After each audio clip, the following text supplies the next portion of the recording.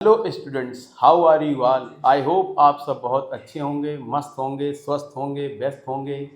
तो आज हम लोग एक नया लेसन डी और एफ ब्लॉक पढ़ने जा रहे हैं और इसमें ज़्यादातर बच्चे लोग समझते हैं थ्योरी वाला पोर्शन है। हाँ, थ्योरी वाला पोर्शन तो ज़रूर है, लेकिन इसमें कुछ एक्सेप्शन और बहुत सारे रीजंस इसमें आपको समझने होंगे, क्योंकि जिस तरीके से एनटीए पेपर बना रहा है, डिज़ाइन कर रहा है, उसके हिसाब से हमें पढ़ना होगा और इसका वेटेज भी अच्छा खासा है, तो इसे स्किप बिल्कुल नहीं करना है। तो आइए शुरू करते हैं डी और एफ ब्लॉक, ठीक है ना। चलिए, तो डी और एफ ब्लॉक में हम लोग सबसे पहले कैसे पता करेंगे। तो हमें पता है जो लेफ्ट साइड में है वो एस ब्लॉक है और राइट वाला क्या है, पी ब्लॉक है और बीच वाला डी है और लास्ट में जो बॉटम में वो क्या है, एफ है। ये पोजीशन आपको पता चल गया होगा। अब हमें पता करना है कि ये एलिमेंट किस ब्लॉक का है, कैसे पता करेंगे। तो हमें इलेक्ट्रॉनिक कॉन्फ़िगरेशन लिखना आना चाहिए। कौन वाला, 1s2 2s2 वाला। उसको जब लिखेंगे और देखेंगे अगर लास्ट का इलेक्ट्रॉन डी सबसेल में इंटर कर रहा है, इसका मतलब है कि वो एलिमेंट डी ब्लॉक का है। अगर लास्ट इलेक्ट्रॉन एस सबसेल में इंटर करेगा तो वो एस ब्लॉक का है। अगर लास्ट इलेक्ट्रॉन एफ सबसेल में इंटर करेगा तो भैया एफ ब्लॉक का है। समझ गए ना। चलो भाई, तो आप पहले एग्जांपल देखिए डी ब्लॉक का कैसे है। जैसे स्कैंडियम को ले लिया, अब हमें ये पता करना है डी ब्लॉक का है या नहीं है। तो कैसे पता करेंगे भाई, देखिए इसका कॉन्फ़िगरेशन लिखो। क्या आएगा, 1s2 2s2 2p6 3s2 3p6 4s2 3d10। और ये देखिए लास्ट इलेक्ट्रॉन डी सबसेल में जा रहा है, ठीक है ना। अब आप कहेंगे लास्ट सब जो सेल है वो तो 3D कैसे हो गया। ये भैया कौन सा रूल है, ऑफ बाउ प्रिंसिपल है, उसके हिसाब से हम लोग भरेंगे। और ये जो लास्ट सब सेल इसमें मिलेगा वो ऑफ बाउ प्रिंसिपल के हिसाब से यही मिलेगा, ठीक है ना। तो लास्ट इलेक्ट्रॉन डी सब सेल में इंटर कर दिया है, इसलिए ये क्या है, डी ब्लॉक का एलिमेंट है, ठीक है ना। चलिए आगे की बात करते हैं हम लोग। इसमें कौन कौन से सीरीज हैं, तो इसमें अलग अलग सीरीज में डिवाइड किया गया है। 3D series, 4D series, 5D series, या इसको हम लोग ऐसा बोल सकते हैं फर्स्ट ट्रांजिशन सीरीज, और इसको बोलेंगे सेकंड ट्रांजिशन सीरीज, और इसको बोलेंगे थर्ड ट्रांजिशन सीरीज, ठीक है ना। इसमें एलिमेंट के नाम आप ध्यान रखेंगे, इसको याद भी कर सकते हैं। शक्ति बनकर मन पे छाए, फी को नी कु जन आए। तो ये पहला सीरीज हो गया 3D सीरीज यानी फर्स्ट ट्रांजिशन सीरीज। और सेकंड को याद कर सकते हैं, यार जरा नब मोली तक रूठे रहो, पैदल आज कदम है। इसको अपने हिसाब से बनाकर बच्चे याद कर सकते हैं। इसके बाद थर्ड वाला कौन सा है, 5D सीरीज। इसमें क्या है, ला हफ्ता वारे ओ सर पटऊ, आज हज, आज हज, आज हज, ठीक है ना। तो इसको एलिमेंट को ध्यान रखेंगे कौन सा किस में आ रहा है, ठीक है ना। ऊपर ये ग्रुप लिखा है, तो ये वाला कौन सा ग्रुप है, थर्ड ग्रुप। इसके बाद 4 5 6 7 8 9 10 11 12। तो थर्ड से लेकर के 12 ग्रुप तक के एलिमेंट कहाँ आएंगे, डी ब्लॉक में आएंगे। इसमें एक बहुत ही प्यारा सा टर्म आने वाला है, ट्रांजिशन एलिमेंट, ठीक है ना। तो हर ट्रांजिशन एलिमेंट जो होता है वो डी ब्लॉक में होता है, लेकिन सभी डी ब्लॉक के एलिमेंट ट्रांजिशन एलिमेंट नहीं कहलाते। कब कहलाएंगे, ट्रांजिशन एलिमेंट तब कहलाएगा जब उसका इलेक्ट्रॉनिक कॉन्फ़िगरेशन लिखने के बाद वो पार्शियल फिल्ड हो, मतलब उसके डी में 1 से लेकर के 9 इलेक्ट्रॉन के बीच होंगे, तो वो कहलाएगा ट्रांजिशन एलिमेंट। क्या कहलाएगा, ट्रांजिशन एलिमेंट। और जिसमें डी में 0 है और जिसमें डी में 10 है वो ट्रांजिशन एलिमेंट नहीं कहलाएगा, ठीक है ना। अब चाहे वो नॉर्मल स्टेट में हो, चाहे एक्साइटेड स्टेट में हो, चाहे ऑक्सीडाइज स्टेट में हो, बस 1 से लेकर के 9 इलेक्ट्रॉन के बीच आना चाहिए। जैसे जिंक का लिखिए, तो जिंक का होता है एटॉमिक नंबर 30, लास्ट में आएगा 3D10। तो बताओ 3D10 ट्रांजिशन मेटल है, नहीं है। क्यों, क्योंकि जिंक में क्या आ रहा है, 3D10 आ रहा है, ठीक है ना, फुलफिल्ड है। समझ गए बात को। ऐसे सिल्वर आप कहेंगे, सिल्वर में तो भी 10 आ रहा है, 4s1। तो एक्साइटेड स्टेट में देखेंगे तो उसका ऑक्सीडेशन स्टेट जब लिखेंगे तो डी में 9 आता है, इसलिए सिल्वर क्या है, ट्रांजिशन मेटल कंसीडर करेंगे। कौन कौन से मेटल ट्रांजिशन मेटल नहीं है तो उनको याद कर लेंगे। पहला हो गया आपका कॉपर, फिर हो गया मरकरी, है कि नहीं, कू, रुकिए दोबारा बताते हैं। तो सबसे पहला एलिमेंट कौन हो गया, सबसे पहला एलिमेंट हो गया जिंक, सबसे पहला एलिमेंट हो गया जिंक, दूसरा हो गया कैडमियम और तीसरा हो गया मरकरी। ये 3 एलिमेंट हैं जिनका क्या आएगा कॉन्फ़िगरेशन, D10 आएगा। और D10 आने की वजह से क्या होगा, इनको ट्रांजिशन मेटल नहीं कहा जाएगा। हाँ, डी ब्लॉक में तो रखे गए हैं, ठीक है ना। चलिए आगे की बात करते हैं, हम लोग आगे की बात करेंगे। इसमें जो डी ब्लॉक के एलिमेंट हैं, पहली बात तो सभी मेटल्स हैं, दूसरा इनका जो आउटर सेल इलेक्ट्रॉनिक कॉन्फ़िगरेशन है वो n-1 d में 1 से लेकर 10 आएंगे, इसको क्या बोलते हैं, पेनल्टीमेट सेल। और ये 1 यानी ns में 1 से लेकर के 2 इलेक्ट्रॉन होता है, ठीक है ना। बस ये pd को याद रखेंगे, इसमें आता है 4d10 और 5s0। यहाँ पर देखो 1 से 2 लिखा है, यहाँ पर 0 आ रहा है, तो ये एक्सेप्शनल केस है, इसको ध्यान रखेंगे, ठीक है ना। इसमें आता है क्वाइनेज मेटल, कॉपर, सिल्वर और गोल्ड।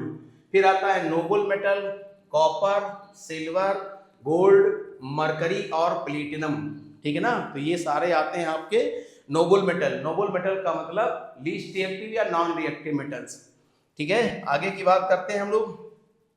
अगला प्रॉपर्टी है इसमें मेटालिक कैरेक्टर, ठीक है ना। तो जितने भी डी ब्लॉक के मेटल्स होते हैं, एलिमेंट्स होते हैं, उनके अंदर क्या होता है, मेटालिक बॉन्ड। और मेटालिक बॉन्ड की वजह से ये क्या होते हैं, कंडक्टर होते हैं, ठीक है ना। जितना अच्छा मेटालिक बॉन्ड होगा वो उतना ही हार्ड होगा। मेटालिक बॉन्ड डिपेंड करता है नंबर ऑफ अनपेयर्ड इलेक्ट्रॉन पे।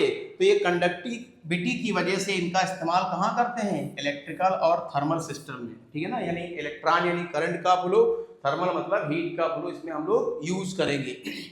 इसमें आता है जो सिल्वर, भाई सिल्वर को याद रखेंगे, बेहतरीन सबसे बेस्ट कंडक्टर है। आपको जितने भी मेटल मालूम होंगे उनमें से क्या है, बेस्ट कंडक्टर है हीट और इलेक्ट्रिसिटी का, ठीक है ना। आगे की बात करते हैं मेटालिक बॉन्ड की स्ट्रेंथ। ये भी हमने बात किया था, जितना ज्यादा अनपेयर्ड इलेक्ट्रॉन होगा उसका मेटालिक बॉन्ड उतना ही अच्छा होगा। अनपेयर्ड इलेक्ट्रॉन निकालना आप जानते होंगे, नहीं जानते हैं तो आइए देखिए। जैसे मैंने कहा आयरन, आयरन का होता है 26, कैसे लिखोगे भाई, 1s2, 2s2, 2p6, 3s2, 3p6, 4s2 और ये 3d6 आएगा। देखो VIP नंबर है ये, 26 था ना, 2 और 6, यहाँ भी देखो क्या आ रहा है 2 और 6। अब अनपेयर्ड कैसे निकालेंगे ये जरा ध्यान से सुनो, ठीक है ना। जैसे S में कितने बॉक्स होते हैं, 1, कितने इलेक्ट्रॉन है, 2, तो बताओ पेयर है कि अनपेयर, सर ये तो पेयर है, ये भी पेयर है। P में बॉक्स कितने होते हैं भाई, 6, कितने इलेक्ट्रॉन है, बोलो, P में बॉक्स हो गए 3, कितने इलेक्ट्रॉन है, 6, तो इसको भरिए 1 2 3, कैसे भरते हैं, होल्स के नियम से, 1 2 3 4 5 और ये 6, ये सारे कैसे हो गए, पेयर। S में 2 इलेक्ट्रॉन, पेयर। P में 6 इलेक्ट्रॉन, पेयर। S में 2 इलेक्ट्रॉन, पेयर।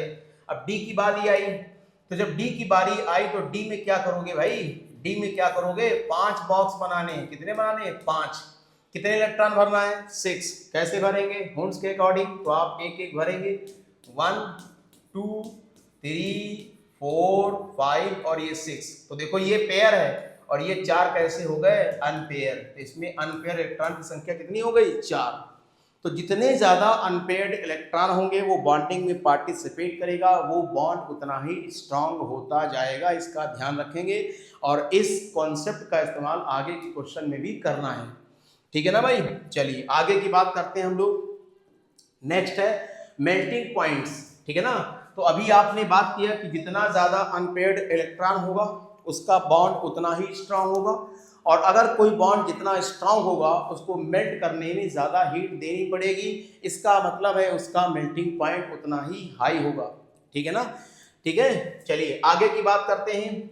नेक्स्ट है, इसमें कुछ जो ट्रेंड है वो आपको ध्यान रखना है। तो जनरल ट्रेंड क्या है, 3D 4D और 5D में सबसे ज्यादा किसका होगा भाई, 5D का, फिर 4D का, उससे कम 3D का। इसका रीजन अगर पूछेगा तो रीजन भी बताना पड़ेगा, due to poor shielding effect, नाम सुना होगा। F का बहुत ही पुअर शील्डिंग इफेक्ट होता है, तो due to poor shielding effect ये 5D में क्या आएगा, F ऑर्बिटल की फिलिंग होना चालू हो जाएगा, ठीक है ना। इसमें कुछ एक्सेप्शन भी याद रखेंगे। जैसे ये तो जनरल ट्रेंड हो गया, ये देखिए 3D का है, ये 4D का है, ये 5D का है। तो यहाँ ट्रेंड ऐसा नहीं है। ये देखिए जिंक, कैडमियम और मरकरी में ट्रेंड क्या है, रिवर्स है। इसके अलावा एक ट्रेंड और बहुत पूछा जाता है क्रोमियम, आयरन और Mn में। क्रोमियम का सबसे ज्यादा, क्यों? इसमें 6 अनपेयर्ड इलेक्ट्रॉन होंगे। ऐसे आयरन का निकाल लीजिए, Mn में 5 आएंगे, ठीक है ना। तो इस तरीके से इसका एक्सेप्शन आपको जरूर ध्यान रखना है, क्रोमियम का सबसे ज्यादा, फिर आयरन का, फिर Mn का। तो ये मेल्टिंग पॉइंट का ऑर्डर है। और ये सवाल तो बहुत बार पूछा गया है भाई। टंगस्टन का यानी Wi और OS, ऑस्मियम में सबसे ज्यादा टंगस्टन का होता है, बहुत ही हार्ड मेटल है टंगस्टन, ठीक है ना। उसके बाद Re का और सबसे कम OS का। ये भी सवाल पूछा गया है, ये भी देखिए थोड़ा एक्सेप्शनल है। तो इसमें सबसे ज्यादा किसका होगा, MO, फिर Ru, उससे सबसे कम किसका होगा, TC का होगा। तो ये कुछ एक्सेप्शन वाले ट्रेंड है, इसको आपको जरूर ध्यान रखना है। बाकी नॉर्मल ट्रेंड एग्जाम में बहुत ही रेयरली पूछे जाते हैं। तो अगर रीजन पूछेगा तो वही जवाब आपको देना है कि भाई अनपेयर्ड इलेक्ट्रॉन ज्यादा होंगे, उनका मेटेलिक बॉन्ड स्ट्रांग होगा और इसी वजह से इनका मेल्टिंग पॉइंट क्या होगा, ज्यादा होगा। चलिए आगे की बात करते हैं हम लोग। अगला है एटॉमिक रेडियस। ये भी अच्छा क्वेश्चन है, इसमें बहुत सारे बनते हैं, ध्यान रखेंगे। तो ये एटॉमिक रेडियस का एक जनरल ट्रेंड दिया है 3D का, ठीक है ना। इनके एटॉमिक रेडियस की वैल्यू भी लिखी है, आप इससे ट्राई कर सकते हैं क्या क्या इसमें वैल्यू दिया हुआ है। बस आपको जो चीज ध्यान रखनी वो देखो, यानी Mn का एटॉमिक रेडियस ध्यान से देखिए क्रोमियम से ज्यादा है, बोलो हाँ है ना। और यहां पर देखिए Fe से भी क्या है, ज्यादा है, बोलो हाँ ना। यही आपको ध्यान रखना है। और यहां पर देखिए Fe और Co और Ne, निकल, फी को नी, इनका ऑलमोस्ट क्या है, सेम है। और कॉपर और जिंक में देखिए थोड़ा थोड़ा हल्का हल्का बढ़ रहा है, ठीक है ना। तो इसका रीजन भी आपसे पूछ सकता है कि आखिर ऐसा क्यों है। तो भाई इसका रीजन डिसाइड करने वाला 2 फैक्टर है, पहला तो Z इफेक्टिव और दूसरा शील्डिंग इफेक्ट, ठीक है ना। शील्डिंग इफेक्ट आपने सुना होगा, अगर इलेक्ट्रॉन इनर सेल के इलेक्ट्रॉन जितने ज्यादा होंगे, बोलो, तो अगर इनर सेल के इलेक्ट्रॉन अंदर ज्यादा हैं तो वो क्या करेगा, न्यूक्लियस और आउटर सेल के इलेक्ट्रॉन के फोर्स ऑफ अट्रैक्शन को क्या करेगा, कम करेगा। तो अगर शील्डिंग इफेक्ट ज्यादा है तो इसका मतलब क्या है, उसका रेडियस ज्यादा होगा, सही है ना। तो कहने का मतलब यहाँ पर ऐसा क्या है, इसमें रेडियस क्या है, घट रहा है। देखिए घट रहा है, 164 से 137, 129 घट रहा है। इसका मतलब इसका इफेक्टिव न्यूक्लियर चार्ज, यानी जो न्यूक्लियस जो एक्चुअल चार्ज इलेक्ट्रॉन को फील कराता है उसे कहते हैं इफेक्टिव न्यूक्लियर चार्ज। और ये क्या है, यहाँ पर देखिए अगर ये ज्यादा होता तो साइज क्या होगा, कम होगा। यानी इसका मतलब क्या है, यहाँ पर साइज धीरे धीरे कम हो रहा है। ध्यान से देखिए 164 से 129 हो रहा है, साइज क्या हो रहा है, कम हो रहा है। इसका मतलब Z इफेक्टिव ज्यादा है as compare to shielding effect. इसको ध्यान रखेंगे, अगर Z इफेक्टिव ज्यादा तो फोर्स ऑफ अट्रैक्शन ज्यादा, उसका साइज छोटा हो जाएगा। और अगर शील्डिंग इफेक्ट ज्यादा होगा तो उसका फोर्स ऑफ अट्रैक्शन कम करेगा और इसका साइज बढ़ जाएगा, ध्यान रखेंगे। यहां पर ये देखो बदतमीज, इनका लगभग सेम है। सर सेम का मतलब क्या, इसका इफेक्टिव न्यूक्लियर चार्ज और शील्डिंग इफेक्ट ऑलमोस्ट क्या होंगे, सेम होंगे। उसी तरीके से यहाँ कॉपर और जिंक में देखो बढ़ रहा है, बढ़ रहा है, बढ़ रहा है, बढ़ रहा मतलब क्या, इसका मतलब इसका शील्डिंग ज्यादा है, बोलो। और Z इफेक्टिव क्या होगा, कम होगा। Z इफेक्टिव क्या होगा, कम होगा। आई होप आपको ये समझ में आया होगा, ठीक है ना। तो ये आपका रीजन हो गया और ये 2 आपके एक्सेप्शन हो गए, इनको ध्यान रखेंगे, ठीक है। इसका जनरल ट्रेंड बहुत पूछा जाता है 3D और 4D और 5D में किसका ज्यादा किसका कम, तो इसे ध्यान रखना है। 3D का साइज छोटा होगा, 4D और 5D का बड़ा होगा। 4D और 5D का साइज ऑलमोस्ट सिमिलर होता है ड्यू टू लेंथेनाइड कॉन्ट्रैक्शन, ठीक है ना। लेंथेनाइड कॉन्ट्रैक्शन क्या है, जब लेंथेनाइड सीरीज में चलते हैं तो धीरे धीरे उनका एटॉमिक रेडियस क्या होता है, घटता जाता है, बोलो हाँ यार, due to poor shielding effect, उसको बोलते हैं लेंथेनाइड कॉन्ट्रैक्शन। तो ये बहुत ही इंपॉर्टेंट पॉइंट है। 3D, 4D और 5D में सबसे ज्यादा किसका होगा, तो 4D और 5D का होगा। सबसे कम किसका होगा, 3D का होगा। 4D और 5D का साइज ऑलमोस्ट क्या होगा, ड्यू टू लेंथेनाइड कॉन्ट्रैक्शन। इनके एग्जांपल इंपॉर्टेंट है, जैसे 4D का जिरकोनियम और ये हाफनियम 5D का, इनका साइज क्या है, almost same due to lanthanide contraction. अगला एग्जांपल नायोबियम और टेंटालन का सेम होता है ड्यू टू लेंथेनाइड कॉन्ट्रैक्शन। अगला एग्जांपल मॉलिब्डेनम और टंगस्टन का सेम होता है ड्यू टू लेंथेनाइड कॉन्ट्रैक्शन। और एक क्वेश्चन ये बहुत पूछा जाता है, इसमें भी बच्चे लेंथेनाइट कॉन्ट्रैक्शन को टिक कर देते हैं। ये ध्यान रखना है, यहाँ पर लेंथेनाइट कॉन्ट्रैक्शन नहीं काम करता है। ये स्कैंडियम वाला सीरीज है साइला, ध्यान रखेंगे, यहाँ पर नहीं काम करता है क्योंकि इसमें क्या है, एफ ऑर्बिटल की एंट्री नहीं होती है, तो यहाँ नहीं काम करेगा। तो ये जनरल ट्रेंड होगा, ये 3D का, उससे बड़ा 4D का, उससे बड़ा 5D का, ठीक है ना। और भी एग्जांपल से जैसे टाइटेनियम और जिरकोनियम में किसका ज्यादा, जिरकोनियम में और हाफनियम में किसका ज्यादा, तो ऑलमोस्ट सिमिलर बोलेंगे। क्यों बोलेंगे, due to lanthanide contraction. I hope आपको ये बात समझ में आया होगा। आगे की बात हम लोग करने वाले हैं लेंथेनाइट कॉन्ट्रैक्शन के बारे में। अभी हमने बात कर लिया है कि लेंथेनाइट सीरीज में एटॉमिक रेडियस धीरे धीरे क्या होता है, घटता है, और इसकी वजह से 4D और 5D का साइज लगभग सेम हो जाता है। और एग्जांपल आपको याद कर लेना है, हाफनियम जिरकोनियम साइज लगभग same due to lanthanide contraction, same as niobium tantalum, molybdenum और टंगस्टन। ध्यान रखेंगे भाई, इसकी वजह से क्या होगा, इसकी जो केमिकल प्रॉपर्टी है वो लगभग क्या हो जाती है, सिमिलर हो सकती है, और इसकी वजह से इनका सेपरेशन जो है, सेपरेशन समझते हैं ना, एक्सट्रैक्शन, ठीक है ना, वो डिफिकल्ट हो जाता है। क्या हो जाता है, वो डिफिकल्ट हो जाता है। इसको ध्यान रखना है आपको। चलिए आगे की बात करेंगे हम लोग। अगला जो टॉपिक है वो है आयोनाइजेशन एनर्जी, ठीक है ना। अब ये होता क्या है जरा समझ लीजिए। आयोनाइजेशन एनर्जी का मतलब होता है किसी एटम के आउटर मोस्ट सेल से एक इलेक्ट्रॉन निकालने में जो एनर्जी रिक्वायर्ड होती है उसे कहते हैं आयोनाइजेशन एनर्जी, ठीक है ना। और ये 2-3 फैक्टर पर डिपेंड करता है। पहला जो इंपॉर्टेंट फैक्टर है वो क्या है, इलेक्ट्रॉनिक कॉन्फ़िगरेशन। अगर किसी का सेल या सबसेल हाफ फील्ड या फुल फील्ड है तो वो इलेक्ट्रॉन लूज नहीं करना चाहेगा, स्टेबल होगा, यानी इनकी आयोनाइजेशन एनर्जी ज्यादा होगी। अगर कंपेयर करें तो सबसे ज्यादा फुल फील्ड की, उससे कम हाफ फील्ड की, और उससे कम पार्शियल फील्ड की, ठीक है ना। जरा देख लो एग्जांपल क्या है, जैसे D10 क्या है सर, ये तो फुल फील्ड है, मेरे को पता चल गया। इसी तरीके से D5 क्या है सर, ये तो हाफ फील्ड है। हाफ और फुल के अलावा जो बचा भैया वो सब पार्शियल फील्ड है, चाहे जो लिख दो, यहाँ पर टेंशन नहीं लेना है। तो ये हो गया इसका ऑर्डर। आयोनाइजेशन एनर्जी का भी यही ऑर्डर है, स्टेबिलिटी का भी यही ऑर्डर है, इसको ध्यान रखेंगे, ठीक है ना। कुछ एक्सेप्शन वाले कुछ केस जो मिलेंगे उनको ध्यान रखना है। तो एक्सेप्शन वाला क्या है, इसको जरा ठीक से समझो। जैसे ग्रुप नंबर 7, 8, 9, 11 और 12, अभी बात किया था ना ग्रुप वाला, ऐसे ऐसे वाला ग्रुप होता है, तो उसको ध्यान रखेंगे। 7, 8, 9, 11 और 12, इसमें क्या होगा, थर्ड वाले यानी थर्ड ट्रांजिशन सीरीज की सबसे ज्यादा होगी, बहुत ध्यान देना है। उसके बाद फर्स्ट, उसके बाद सेकेंड। देखिए ये एक्सेप्शन वाले ऑर्डर याद करना थोड़ा मुश्किल तो है लेकिन नामुमकिन नहीं है। अगर आपने याद कर लिया तो क्वेश्चन आपके आसानी से बनने लगेंगे भाई। इसी तरीके से ग्रुप नंबर 4, 5, 6 और 10, इसमें क्या होगा, थर्ड वाले की सबसे ज्यादा, एकदम सही, उसके बाद सेकंड आएगा, जबकि यहाँ फर्स्ट था, और लास्ट में आएगा फर्स्ट, ठीक है ना। इसी तरीके से ग्रुप नंबर 3 की अगर बात करेंगे तो ये तो बिल्कुल अजीब है, अजीब है एकदम, ध्यान से रखना भाई, साइला वाला केस। तो इसमें क्या होगा, सबसे ज्यादा पहले सीरीज का, फिर सेकंड सीरीज का, फिर थर्ड सीरीज का। जैसे साइला एग्जांपल याद कर लेंगे, साइला में स्कैंडियम का सबसे ज्यादा, उसके बाद वाई का, उसके बाद एल का, ध्यान रखेंगे। इनका जो आयोनाइजेशन का ट्रेंड है यानी इनकी वैल्यू है वो ध्यान देंगे।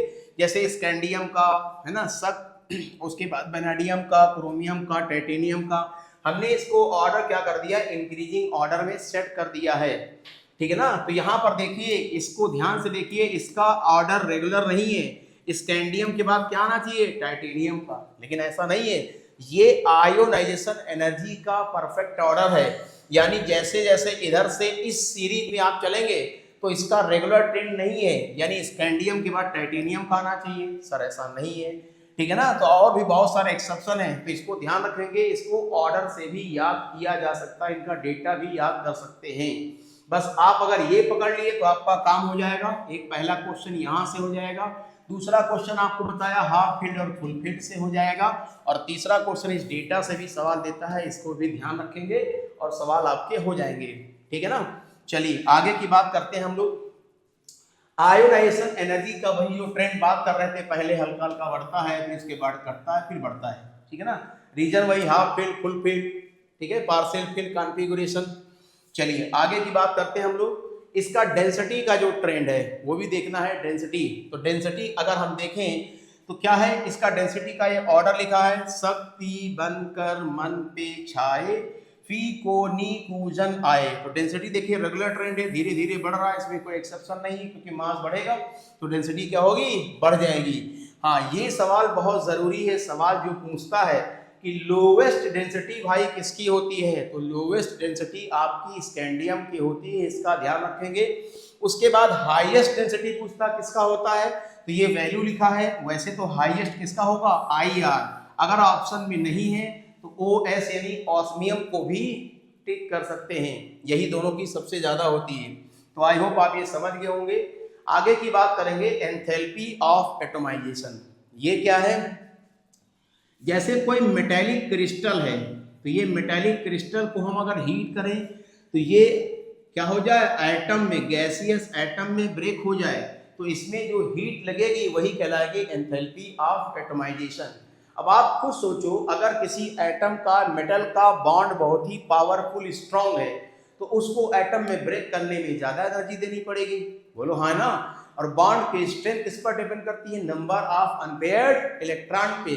तो इसको ध्यान रखेंगे कि एंथैल्पी ऑफ एटोमाइजेशन किसके बराबर होगी, directly proportional to number of unpaired electron. जितने ज्यादा अनपेयर्ड इलेक्ट्रॉन होंगे उसका बॉन्ड स्ट्रेंथ उतना ही ज्यादा होगा। तो ये लॉजिक आपको सवाल में हर जगह देना है, ठीक है ना। उसके बाद पूछता है Mn और जिंक का एंथैल्पी ऑफ एटोमाइजेशन बहुत ही लो होता है, ऐसा क्यों, क्योंकि Mn का लिखेंगे 25 तो ये D5 आएगा, और जिंक का लिखेंगे तो ये D10 आएगा। हाफ फील्ड और फुल फील्ड क्या होते हैं, स्टेबल होते हैं, तो इनके इलेक्ट्रॉन बॉन्डिंग में पार्टिसिपेट ना के बराबर करते हैं, इसलिए इनका मेटालिक बॉन्ड कम होता है, कमजोर होता है, और इसीलिए इनका एंथैल्पी ऑफ एटोमाइजेशन बहुत ही कम होता है। समझ गए भाई।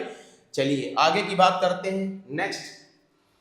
अब देखिए इन जनरल, तो एंथैल्पी ऑफ एटोमाइजेशन का जो जनरल ट्रेंड है वो ये है, सबसे कम 3D का, उसके बाद 4D का, उसके बाद 5D का जनरल ट्रेंड है। उसके बाद पूछता है हाईएस्ट एंथैल्पी ऑफ एटोमाइजेशन किसका होगा, तो इसे आपको याद रखना है, वैनाडियम का, स्कैंडियम का मत लिखना, वैनाडियम का। और लोवेस्ट अगर पूछेगा 3D सीरीज में तो जिंक का लिखना है।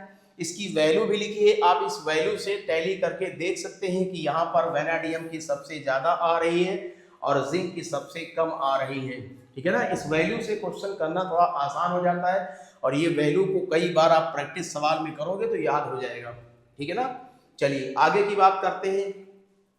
जितने भी ट्रांजिशन मेटल्स होते हैं उनका ऑक्सीडेशन नंबर वेरिएबल होता है, मतलब कभी आयरन +2 बनाएगा, कभी +3 बनाएगा। ऐसे बहुत सारे एलिमेंट है जिनका ऑक्सीडेशन नंबर 1 से ज्यादा होता है, तो उसको क्या बोलते हैं, वेरिएबल ऑक्सीडेशन स्टेट। इसका रीजन समझना बहुत जरूरी है, ठीक है ना। तो इसका रीजन क्या है, due to similar energy of Ns और N-1d ऑर्बिटल। मतलब जैसे मान लिया 4s लिखा और 3d लिखा, तो इनकी एनर्जी लगभग क्या होती है, सिमिलर होती है। तो कहने का मतलब इसके इलेक्ट्रॉन तो पार्टिसिपेट करेंगे, साथ ही साथ इसके भी इलेक्ट्रॉन पार्टिसिपेट करने लगते हैं, जिससे उसका ऑक्सीडेशन नंबर चेंज हो जाता है। और सारा खेल स्टेबिलिटी का है, अपनी स्टेबिलिटी को बढ़ाने के लिए वो इलेक्ट्रॉन एक से कम या एक मतलब कई इलेक्ट्रॉन लूज कर सकता है और गेन कर सकता है, ठीक है। मेटल तो ऐसे गेन नहीं करते हैं, हमेशा लॉस करते हैं, ठीक है ना। ये इनका एक ट्रेंड है। सबसे पहले तो देखिए इसका स्कैंडियम का फिक्स है और जिंक का क्या है, फिक्स है। अगर आपसे पूछा जाए वो कौन सा ट्रांजिशन एलिमेंट है जिसका ऑक्सीडेशन स्टेट वेरिएबल नहीं होता है, तो आप क्या लिखेंगे, ओनली स्कैंडियम। जिंक लिखना नहीं है क्योंकि ट्रांजिशन मेटल है नहीं, ठीक है ना।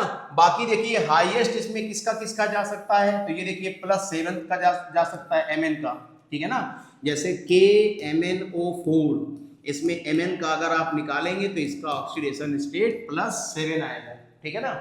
और +7 ऑक्सीडेशन स्टेट या हाईएस्ट ऑक्सीडेशन स्टेट या तो ऑक्साइड में होगा या तो फ्लोराइड में होगा, ठीक है ना। ज्यादातर केस में आपको ऑक्साइड में देखने को मिलता है, क्योंकि ऑक्सीजन सिंगल बॉन्ड के अलावा डबल बॉन्ड भी बनाता है, स्टेबलाइज कर देता है, ठीक है ना। चलिए आगे की बात करते हैं हम लोग। तो इसमें जो हाईएस्ट ऑक्सीडेशन स्टेट है, ठीक है ना, वो कैसे होंगे, वो जनरली कोवैलेंट होंगे, और जितना ज्यादा ऑक्सीडेशन स्टेट होगा उसका ऑक्साइड एसिडिक होता है। ये हम लोग पी ब्लॉक में पढ़ चुके हैं, ठीक है ना। एग्जांपल आपका CrO3, ठीक है ना। इनका इलेक्ट्रॉनिक कॉन्फ़िगरेशन और इनकी आयोनाइजेशन एंथैल्पी डिसाइड करेगी कि ऑक्सीडेशन नंबर स्टेट कहां तक जा सकता है, ठीक है ना। इसके अलावा मोलिब्डेनम ऑक्साइड और W यानी टंगस्टन ऑक्साइड, ये ध्यान रखना, do not act as oxidising agent. जैसे अभी आपने पढ़ा था KMnO4, तो इसमें Mn का क्या आ रहा है, +7 आ रहा है। तो जितना ज्यादा ऑक्सीडेशन स्टेट वो उतना बढ़िया एसिडिक, उतना ज्यादा ऑक्सीडाइजिंग एजेंट होता है। लेकिन ये ध्यान रखेंगे मोलिब्डेनम का ऑक्साइड और टंगस्टन का oxide not act as oxidising agent due to greater stability, क्योंकि ये वाले ऑक्साइड वैसे ही सबसे ज्यादा स्टेबल हैं, तो अपने आप को रिड्यूस करना पसंद नहीं करते हैं, इसको ध्यान रखेंगे। इसके अलावा एक बहुत ही पॉपुलर क्वेश्चन पूछा जाता है कि भाई सबसे ज्यादा ऑक्सीडेशन स्टेट हो कितना सकता है। तो जितने भी एलिमेंट आपको नेचर में दिखेंगे उसमें +8 से ज्यादा ऑक्सीडेशन स्टेट किसी का नहीं हो सकता। अगर किसी का ऑक्सीडेशन स्टेट +8 से ज्यादा आपने कैलकुलेट कर लिया, इसका मतलब आपका आंसर गलत हो गया, ठीक है ना। ये आपने रूल में पढ़ा होगा रिडॉक्स में कि ऑक्सीडेशन स्टेट इतना हो सकता है, यानी उसमें परऑक्साइड लिंकेज हो सकता है वगैरह वगैरह। सवाल हमारा ये है कि आखिर +8 जो मैक्सिमम ऑक्सीडेशन स्टेट, इससे ज्यादा हो नहीं सकता। किसका होता है, 2 लोग का, Ru रूथेनियम और OS ऑस्मियम का, वो भी इनके ऑक्साइड में पाए जाते हैं, इसको ध्यान रखेंगे। Ru और OS इनका ही +8 होता है, बाकी इससे कम होगा, इससे ज्यादा तो होगा ही नहीं। और +8 वो भी सिर्फ 2 लोग में होगा, Ru और OS में, ठीक है ना। चलिए आगे की बात करते हैं। अगला है, ये बहुत ही इंपॉर्टेंट पॉइंट है, इसको बहुत ध्यान रखेंगे बच्चे, इसको स्किप कर देते हैं। स्टैंडर्ड इलेक्ट्रोड पोटेंशियल, ये आपने इलेक्ट्रोकेमिस्ट्री में भी सुना होगा और पढ़ा होगा, ठीक है ना। A0 की वैल्यू निकालते हैं, ठीक है ना। तो A0 की वैल्यू निकालने का मतलब क्या है, सेल कनेक्ट करते हैं, उससे निकालते हैं हम लोग, ठीक है ना। फिलहाल हम डेटा से मतलब रखेंगे।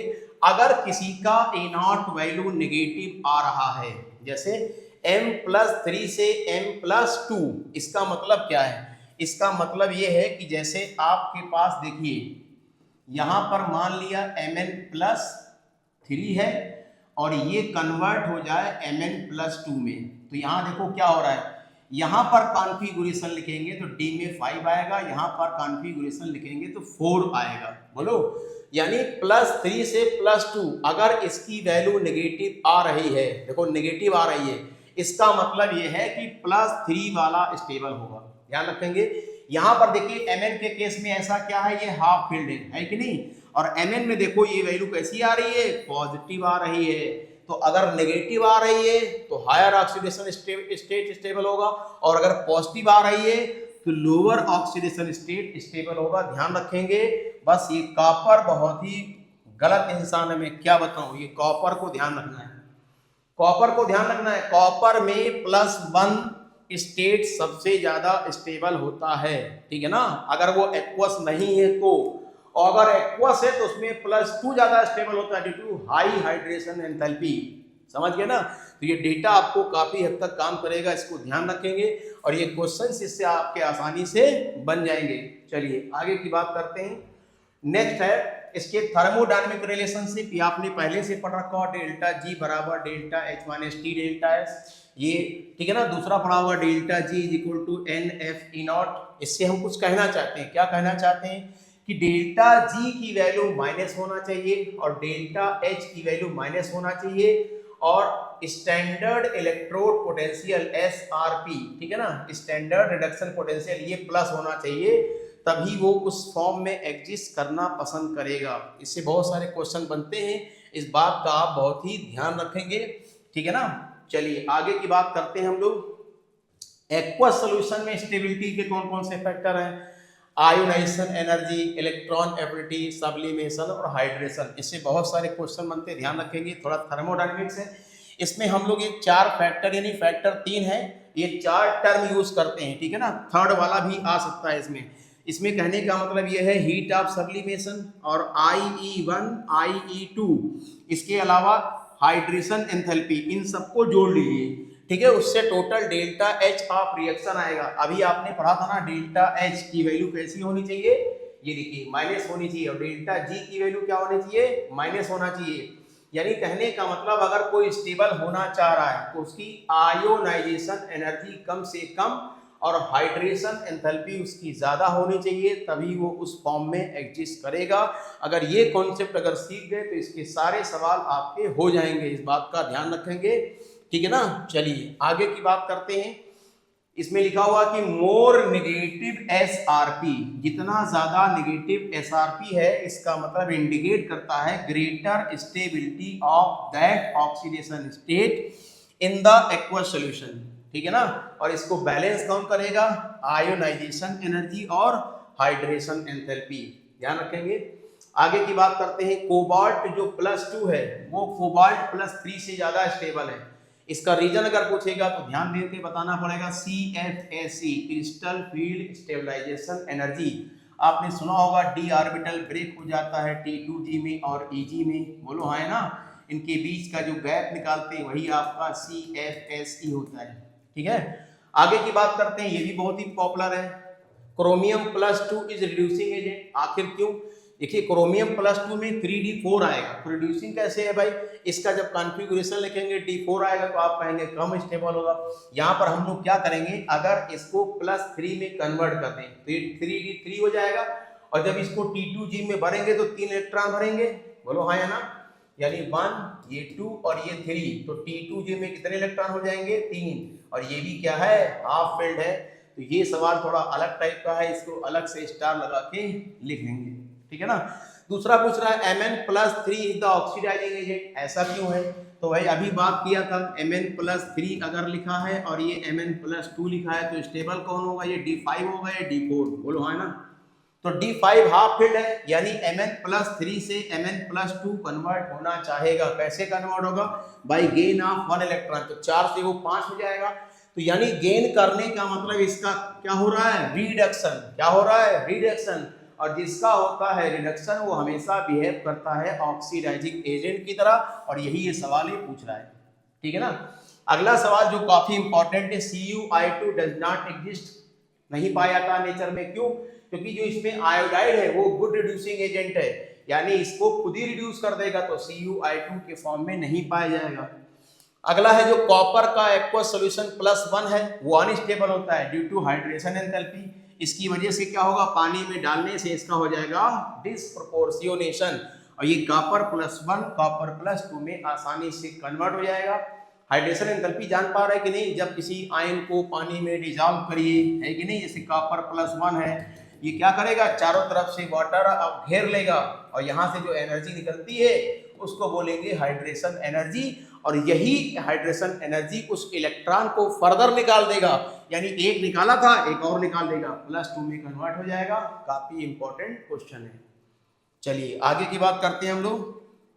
अगला है कॉपर एंड कोबाल्ट, इनके बारे में देखिए वही बात जो कर रहे थे, कॉपर +2 से कॉपर +1, यानी कॉपर हैज पॉजिटिव एसआरपी, अभी इसकी वैल्यू आपने पढ़ी थी, इसका मतलब क्या है, copper has less tendency to form copper +2। Aqueous की बात नहीं कर रहा है, ये नॉर्मल स्टेट की बात कर रहा है।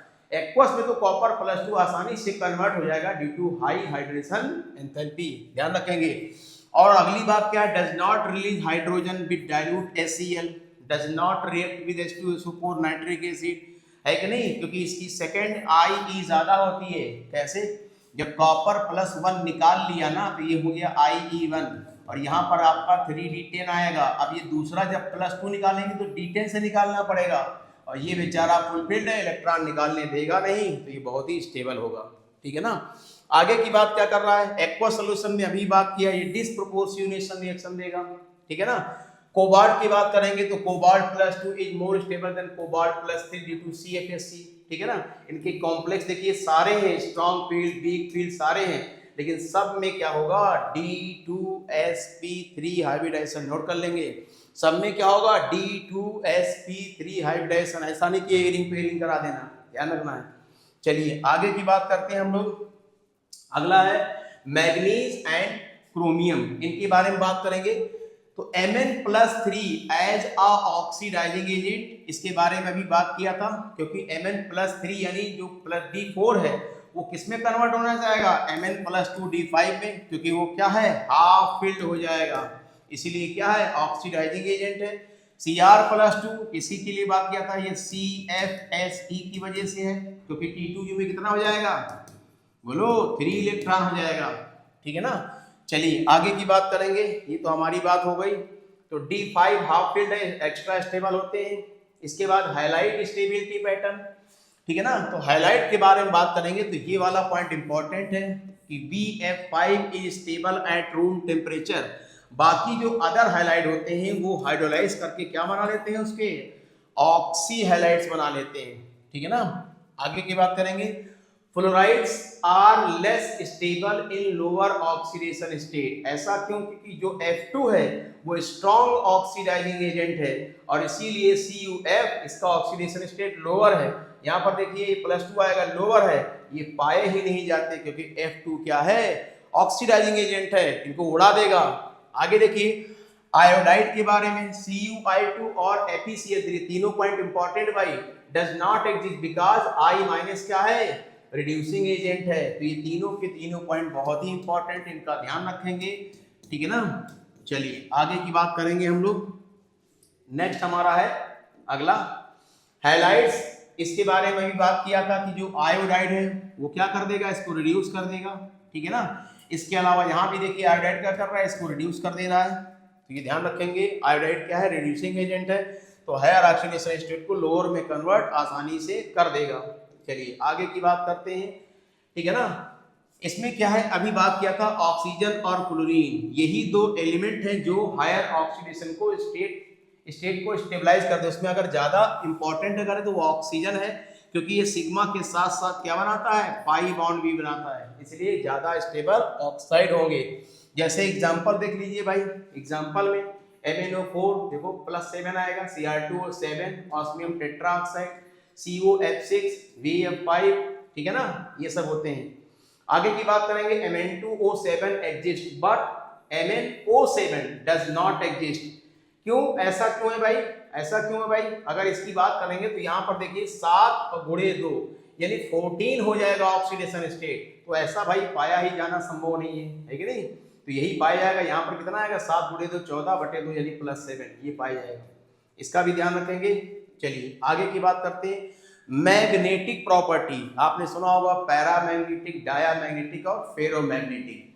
तो पैरामैग्नेटिक ऐसे सब्सटेंस होते हैं जो एक्सटर्नल मैग्नेटिक फील्ड की ओर पार्शियली क्या होते हैं, अट्रैक्ट होते हैं, और जो डायामैग्नेटिक होते हैं वो पार्शियली रिपेल होते हैं। तो पैरा में क्या होता है, अनपेयर्ड इलेक्ट्रॉन होते हैं, डाया में सारे इलेक्ट्रॉन पेयर होते हैं। कुछ ऐसे भी एलिमेंट होते हैं जो फेरोमैग्नेटिक होते हैं, मतलब परमानेंट मैग्नेटिज्म उसमें डेवलप हो सकता है, वो 3 हैं, आयरन, कोबाल्ट और निकल, ठीक है ना। इसको कैलकुलेट कैसे करेंगे, तो आप इस फार्मूले को याद करेंगे, म्याओ बराबर n और ये आएगा n+2 और इसकी यूनिट होती है बोर मैग्नेटॉन। यहाँ पर जो n है ना, n, इस n को बोलते हैं अनपेयर्ड इलेक्ट्रॉन, ठीक है ना, अनपेयर्ड इलेक्ट्रॉन। तो इसको कैसे निकालेंगे, अभी एग्जांपल से देखेंगे। बस ये ध्यान रखेंगे, अगर इस म्याओ की वैल्यू 0 आ रहा है यानी सारे इलेक्ट्रॉन पेयर्ड होंगे, डायामैग्नेटिक, अगर उसकी वैल्यू पॉजिटिव आ रही तो वो पैरामैग्नेटिक, ठीक है। एग्जांपल से करके देखो, इसको समझो आ रहा है कि नहीं आ रहा भाई। जैसे आपने लिख लिया Fe+3, बोलो हाँ है ना, कितना होता है 26, कैसे लिखोगे, 1s2 2s2 लिख लेंगे, तो ये आएगा 4s2 और 3d6 आएगा, ठीक है ना। कुछ बच्चे क्या करते हैं, इलेक्ट्रॉन निकालते समय यहीं से उड़ा देंगे, देखो +3 निकालना है तो क्या करेंगे, यहीं से तीनों निकाल देंगे, ऐसा नहीं करना है। ये आप बाव का प्रिंसिपल फिलिंग में लगेगा, ठीक है ना, बाकी में नहीं लगाना है। तो अब आपको जब इलेक्ट्रॉन 3 निकालना होगा तो 2 इलेक्ट्रॉन तो यहाँ से उड़ गए, तो ये 0 बचा, 1 इलेक्ट्रॉन यहाँ से उड़ गए, तो बताओ कितने बचे, 5। तो बाकी सारे पेयर होंगे, यहाँ पर डी में 5 बॉक्स बना लेना है, और 5 बॉक्स में इलेक्ट्रॉन कैसे भरना है, अकॉर्डिंग टू हुंड्स रूल। तो कितने अनपेयर्ड आ गए, बोलो 5। अब इसकी वैल्यू यहाँ पर फेंक दो, तो यहाँ पर हो जाएगा 5, और ये 5 + 2, इसकी वैल्यू कैलकुलेट कर लो, बोर मैग्नेटॉन आ गया, ठीक है। दूसरा एग्जांपल, मान लिया यहीं पर Zn+2 लिखा होता तो जिंक का कितना होता है 30, इसका आगे क्या ऐसे लिख लो, यहाँ आएगा 4s2 और 3d10, बोलो 4s2 और 3d10 +2 है, इसका मतलब यहाँ से 2 इलेक्ट्रॉन चला गया, बोलो तो d में क्या बचा 10, 5 बॉक्स होते हैं, 10 इलेक्ट्रॉन भरोगे चाहे जैसे सारे पेयर आएंगे, तो यहाँ पर अनपेड इलेक्ट्रॉन की संख्या बोलो कितनी आएगी 0, और जैसे यहाँ पर अनपेड इलेक्ट्रॉन की संख्या 0 रखोगे तो म्याऊ क्या आ जाएगा 0। तो अगर मैं बात करूं Fe+3 ये कैसा है तो आप कहेंगे पैरा, बोलो हाँ ना, और ये कैसा है डाया, ये सबको निकालना आता भी होगा, आगे की बात करेंगे। चलिए अगला है फॉर्मेशन ऑफ कलर्ड आयन। देखो कलर्ड का मतलब क्या है, कलर्ड का मतलब, इसको जरा अगले पेज पर आते हैं, देखिए इसको बोलते हैं डी ट्रांजिशन। इसका मीनिंग क्या है आइए समझते हैं। मान लिया कोई इलेक्ट्रॉन है, ठीक है, तो ये मान लिया T2G का सेट है, Ag का सेट है, ये कहाँ से आया, ये d ऑर्बिटल स्प्लिट हो जाता है, आपने क्रिस्टल फील्ड थ्योरी में पढ़ा होगा, ठीक है। तो ये इलेक्ट्रॉन आया, अब इसमें आपने फोटॉन मार दिया, फोटॉन की अपनी एनर्जी होती है, अपनी फ्रीक्वेंसी होती है, इलेक्ट्रॉन की अपनी एनर्जी होती है। तो अगर फोटॉन की एनर्जी इस इलेक्ट्रॉन की एनर्जी से मैच कर जाए तो इस घटना को बोलते हैं रेजोनेंस। क्या बोलते हैं, रेजोनेंस। फिजिक्स ये कहती है कि रेजोनेंस के दौरान एनर्जी का ट्रांसफर मैक्सिमम होता है। तो बताओ इस इलेक्ट्रॉन की एनर्जी बढ़ गई, हाँ बढ़ गई। तो जैसे ही बढ़ गई ये इलेक्ट्रॉन अपने एक्साइटेड स्टेट में हायर स्टेट में जंप कर जाएगा, बोलो तो एटम को अनस्टेबल हो जाएगा। तो ये क्या करेगा, सिर्फ और सिर्फ 10 की पावर -8 सेकेंड रुकेगा, फिर वापस आ जाएगा। अच्छा, तो जितनी एनर्जी यहां से लेके गया था उतनी energy in the form of heat या तो in the form of light emit करेगी, और ये विजिबल रीजन में आएगा तो हमें दिखेगा, और दिखेगा तो वो कलर्ड होंगे। समझ में आया बात, इसी को बोलते हैं, ये डी ऑर्बिटल दोनों है ना, तो डी का डी में ही जंपिंग हो रहा है, इसलिए इसको बोलते हैं डी डी ट्रांजिशन। क्या बोलेंगे, डी डी ट्रांजिशन। एक बात ध्यान रखेंगे, अगर डी में 0 है तो भाई कोई कूदने वाला है ही नहीं, तो डी डी ट्रांजिशन नहीं होगा। और अगर डी में 10 है तो सारे ऑर्बिटल्स इसमें क्या होंगे, फुलफिल्ड होंगे, तो कूदने की जगह ही नहीं होगी। क्यों, क्योंकि एक ऑर्बिटल में मैक्सिमम 2 ही लोग रह सकते हैं, 10 अगर है तो सब फुल है ना कमरे, फिर कहां कूदी का आधा होगा, नहीं होगा। तो अगर कूदी का आधा नहीं होगा तो D0 D10 में नो डी डी ट्रांजिशन, और अगर डी ट्रांजिशन नहीं है तो वो कलर लेस होंगे। आई होप आपको ये बात समझ में आ गया होगा। तो आइए कलर की बात जरा देख लीजिए, सिर्फ कुछ कलर्स हमको ध्यान रखना है, जैसे स्कैंडियम का देख लीजिए, टाइटेनियम का देख लीजिए, तो इसमें क्या आएगा, डी में 0 आएगा, क्या हो जाएगा, कलरलेस। इसको आप कॉपी में प्रैक्टिस कर लेना कि कलर्ड है या कलरलेस, ये ज्यादा जरूरी है। उसका जो एग्जैक्ट कलर है वो आप याद करें या ना करें, लेकिन ये पता करना है कि कलरलेस है या कलर्ड है, ये पता करना सबसे ज्यादा जरूरी है। चाहे तो इसका एग्जैक्ट कलर भी आप याद कर सकते हैं, ठीक है ना।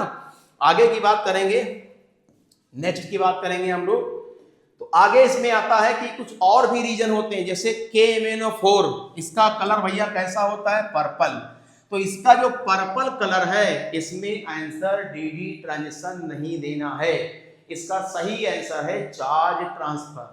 कौन सा, चार्ज ट्रांसफर। तो जैसे KMnO4 हो गया, K2Cr2O7 हो गया, या CrO4 2- हो गया, इनका जो कलर है वो है charge transfer, ligand to metal charge transfer, या इसको शॉर्ट में LMCT भी बोलेंगे। सॉरी। अगला देखिए क्लोरीन, इसका कलर कैसा होता है, येलो। इसका कलर ना तो LMCT लिखेंगे और ना ही आप DD ट्रांजिशन लिखेंगे, इसका रीजन होता है होमो और ल्यूमो ट्रांजिशन। आपने मॉलिक्यूलर ऑर्बिटल थ्योरी में पढ़ा होगा, याद है ना, होमो ल्यूमो। इसके अलावा AgI, इसका भी कलर होता है। अब इसका कलर ना तो आपका DD ट्रांजिशन है, ना आपका LMCT है, ना होमो ल्यूमो है, तो सर है क्या, इसका रीजन होता है पोलराइजेशन। ये लाइट सेंसिटिव होते हैं, फोटो सेंसिटिव होते हैं, उसके हिसाब से ये कलर एब्जॉर्ब करके कलर देते हैं। अगला है NaCl, अगर इसको गर्म किया जाए तो येलो आएगा। तो इसका कलर का रीजन ना तो DD ट्रांजिशन है, ना चार्ज ट्रांसफर है, ना आपका होमोल्यूमो, ना पोलराइजेशन। एक नया टर्म आएगा, आपने सॉलिड स्टेट में सुना होगा तो सुना होगा, एप सेंटर, ठीक है ना, डिफेक्ट में आता है। इसका मतलब होता है फारवे जेंट्रम, इसका मतलब ये होता है कलर। तो इसको जलाने से येलो कलर का जलता है, तो इसका अलग रीजन है। तो कलर के बहुत सारे रीजन होते हैं, तो ये एक साथ अगर आप ध्यान देंगे तो कलर के क्वेश्चन आसानी से आपके हो जाएंगे। चलिए आगे की बात करते हैं, कॉम्प्लेक्स फॉर्मेशन, कि भाई ट्रांजिशन मेटल जो होते हैं वो कॉम्प्लेक्स बनाते हैं। कॉम्प्लेक्स पहचानते ही, जैसे ये एग्जांपल है आपके सामने K4FeCN6, तो ज्यादातर केस में ये बड़ा वाला बक्सा ही बना होता है। ये देख के जान जाओगे कॉम्प्लेक्स है, कोऑर्डिनेशन कंपाउंड है कि नहीं। पूछता है इसका रीजन क्या है, आखिर ये क्यों है। तो पहला रीजन होता है कि जो ट्रांजिशन मेटल है उनका स्मॉल आयनिक साइज होता है। दूसरा, उनके पास बैकेंड डी ऑर्बिटल होते हैं जिससे लिगेंड को आपस में जोड़ सकें। ये सबसे बड़े रीजन होते हैं कॉम्प्लेक्स बनाने के। ऐसे न जाने कितने कोऑर्डिनेशन कंपाउंड आपने पढ़े होंगे। चलिए आगे की बात करते हैं, कैटालिटिक प्रॉपर्टी। बहुत सारे डी ब्लॉक के मेटल्स या इनके कंपाउंड्स वो कैटलिस्ट की तरह बिहेव करते हैं। कैटलिस्ट का नाम सुना होगा, कि जो रेट ऑफ रिएक्शन को एल्टर कर दे, घटा दे या बढ़ा दे विदाउट एनी केमिकल रिएक्शन, वो खुद नहीं करते हैं। ठीक है, इसका सबसे जो जरूरी है वो है इसका रीजन। इसका रीजन क्या होता है, तो पहला रीजन इसमें लिखा हुआ है due two variable oxidation state. अभी आपने पढ़ा था इनके ऑक्सीडेशन स्टेट चेंज होते रहते हैं। और इसके अलावा एबिलिटी टू फॉर्म कॉम्प्लेक्स, तो ये दो रीजन की वजह से क्या होता है, ये कैटलिस्ट की तरह बिहेव करते हैं। एग्जांपल समझेंगे तो और मजा आएगा। जैसे आप देखिए Fe+3, ये एक प्रकार का कैटलिस्ट है। मान लिया I के साथ I- के साथ Fe मिलाया, तो इसने इसको I2 में कन्वर्ट कर दिया, और ये फिर I- क्या होगा, इसमें कन्वर्ट हो गए। ये देखिए Fe+2 मिला और I2 और SO4 में कन्वर्ट हो गया। तो देखिए Fe+3 इसको कन्वर्ट होकर अपना खुद निकल लिया और कैटलिस्ट की तरह बिहेव करता है। ठीक है ना। सेकंड स्टेप में देखिए ये क्या कर रहा है, Fe+2 से Fe+3 फिर से कन्वर्ट हो गया, तो रिलीज हो गया। ठीक है ना, यानी उसको पहले तो बाइंड करे, कॉम्प्लेक्स बनाए, उसके बाद ऑक्सीडेशन नंबर चेंज होकर के खुद निकल जाए और प्रोडक्ट बना दे, तो इसको बोलते हैं कैटालिस्ट। इसका रीजन याद रखेंगे, वेरिएबल ऑक्सीडेशन स्टेट और टेंडेंसी टू फॉर्म कॉम्प्लेक्स। ठीक है ना। आगे की बात करते हैं, नेक्स्ट है इंडस्ट्रियल प्रोसेस में इसका क्या यूज है। तो आप एग्जांपल भाई याद रखेंगे, बहुत पूछे जाते हैं। जैसे बेरिलियम पेंटाऑक्साइड, ये कैटलिस्ट है, कहाँ यूज करते हैं, कॉन्टैक्ट प्रोसेस में, जिसमें हम सल्फर ट्राइऑक्साइड से क्या बनाते हैं, सल्फ्यूरिक एसिड। हेबर प्रोसेस में क्या यूज करते हैं, आयरन। क्या यूज करते हैं, आयरन। जैसे नाइट्रोजन और हाइड्रोजन मिलाने से क्या बनता है, अमोनिया गैस बनती है। ठीक है ना।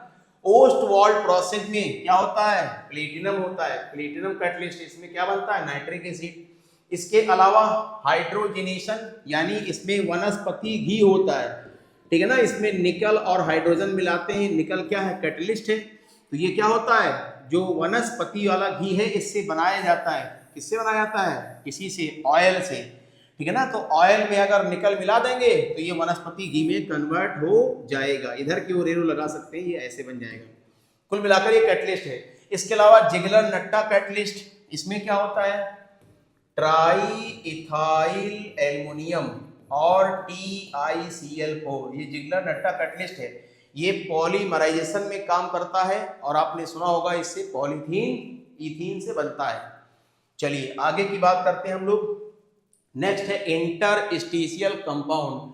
इसका मतलब क्या है, तो ये आपके सॉलिड हो गए। सॉलिड में क्या होता है, बीच में एम्प्टी स्पेस होता है, और इस एम्प्टी स्पेस को इंटरस्टिशियल स्पेस या फिर हम लोग क्या बोलते हैं, वाइड्स कहते हैं। क्या बोलते हैं, वाइड्स।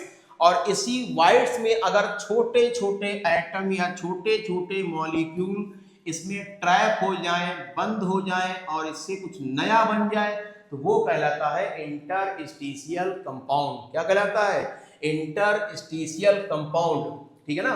तो इसमें ध्यान रखना है, छोटे छोटे एटम ही होना चाहिए, हाइड्रोजन, कार्बन, नाइट्रोजन और बोरान, ये ऑक्यूपाई कर लेते हैं बीच में स्पेस को।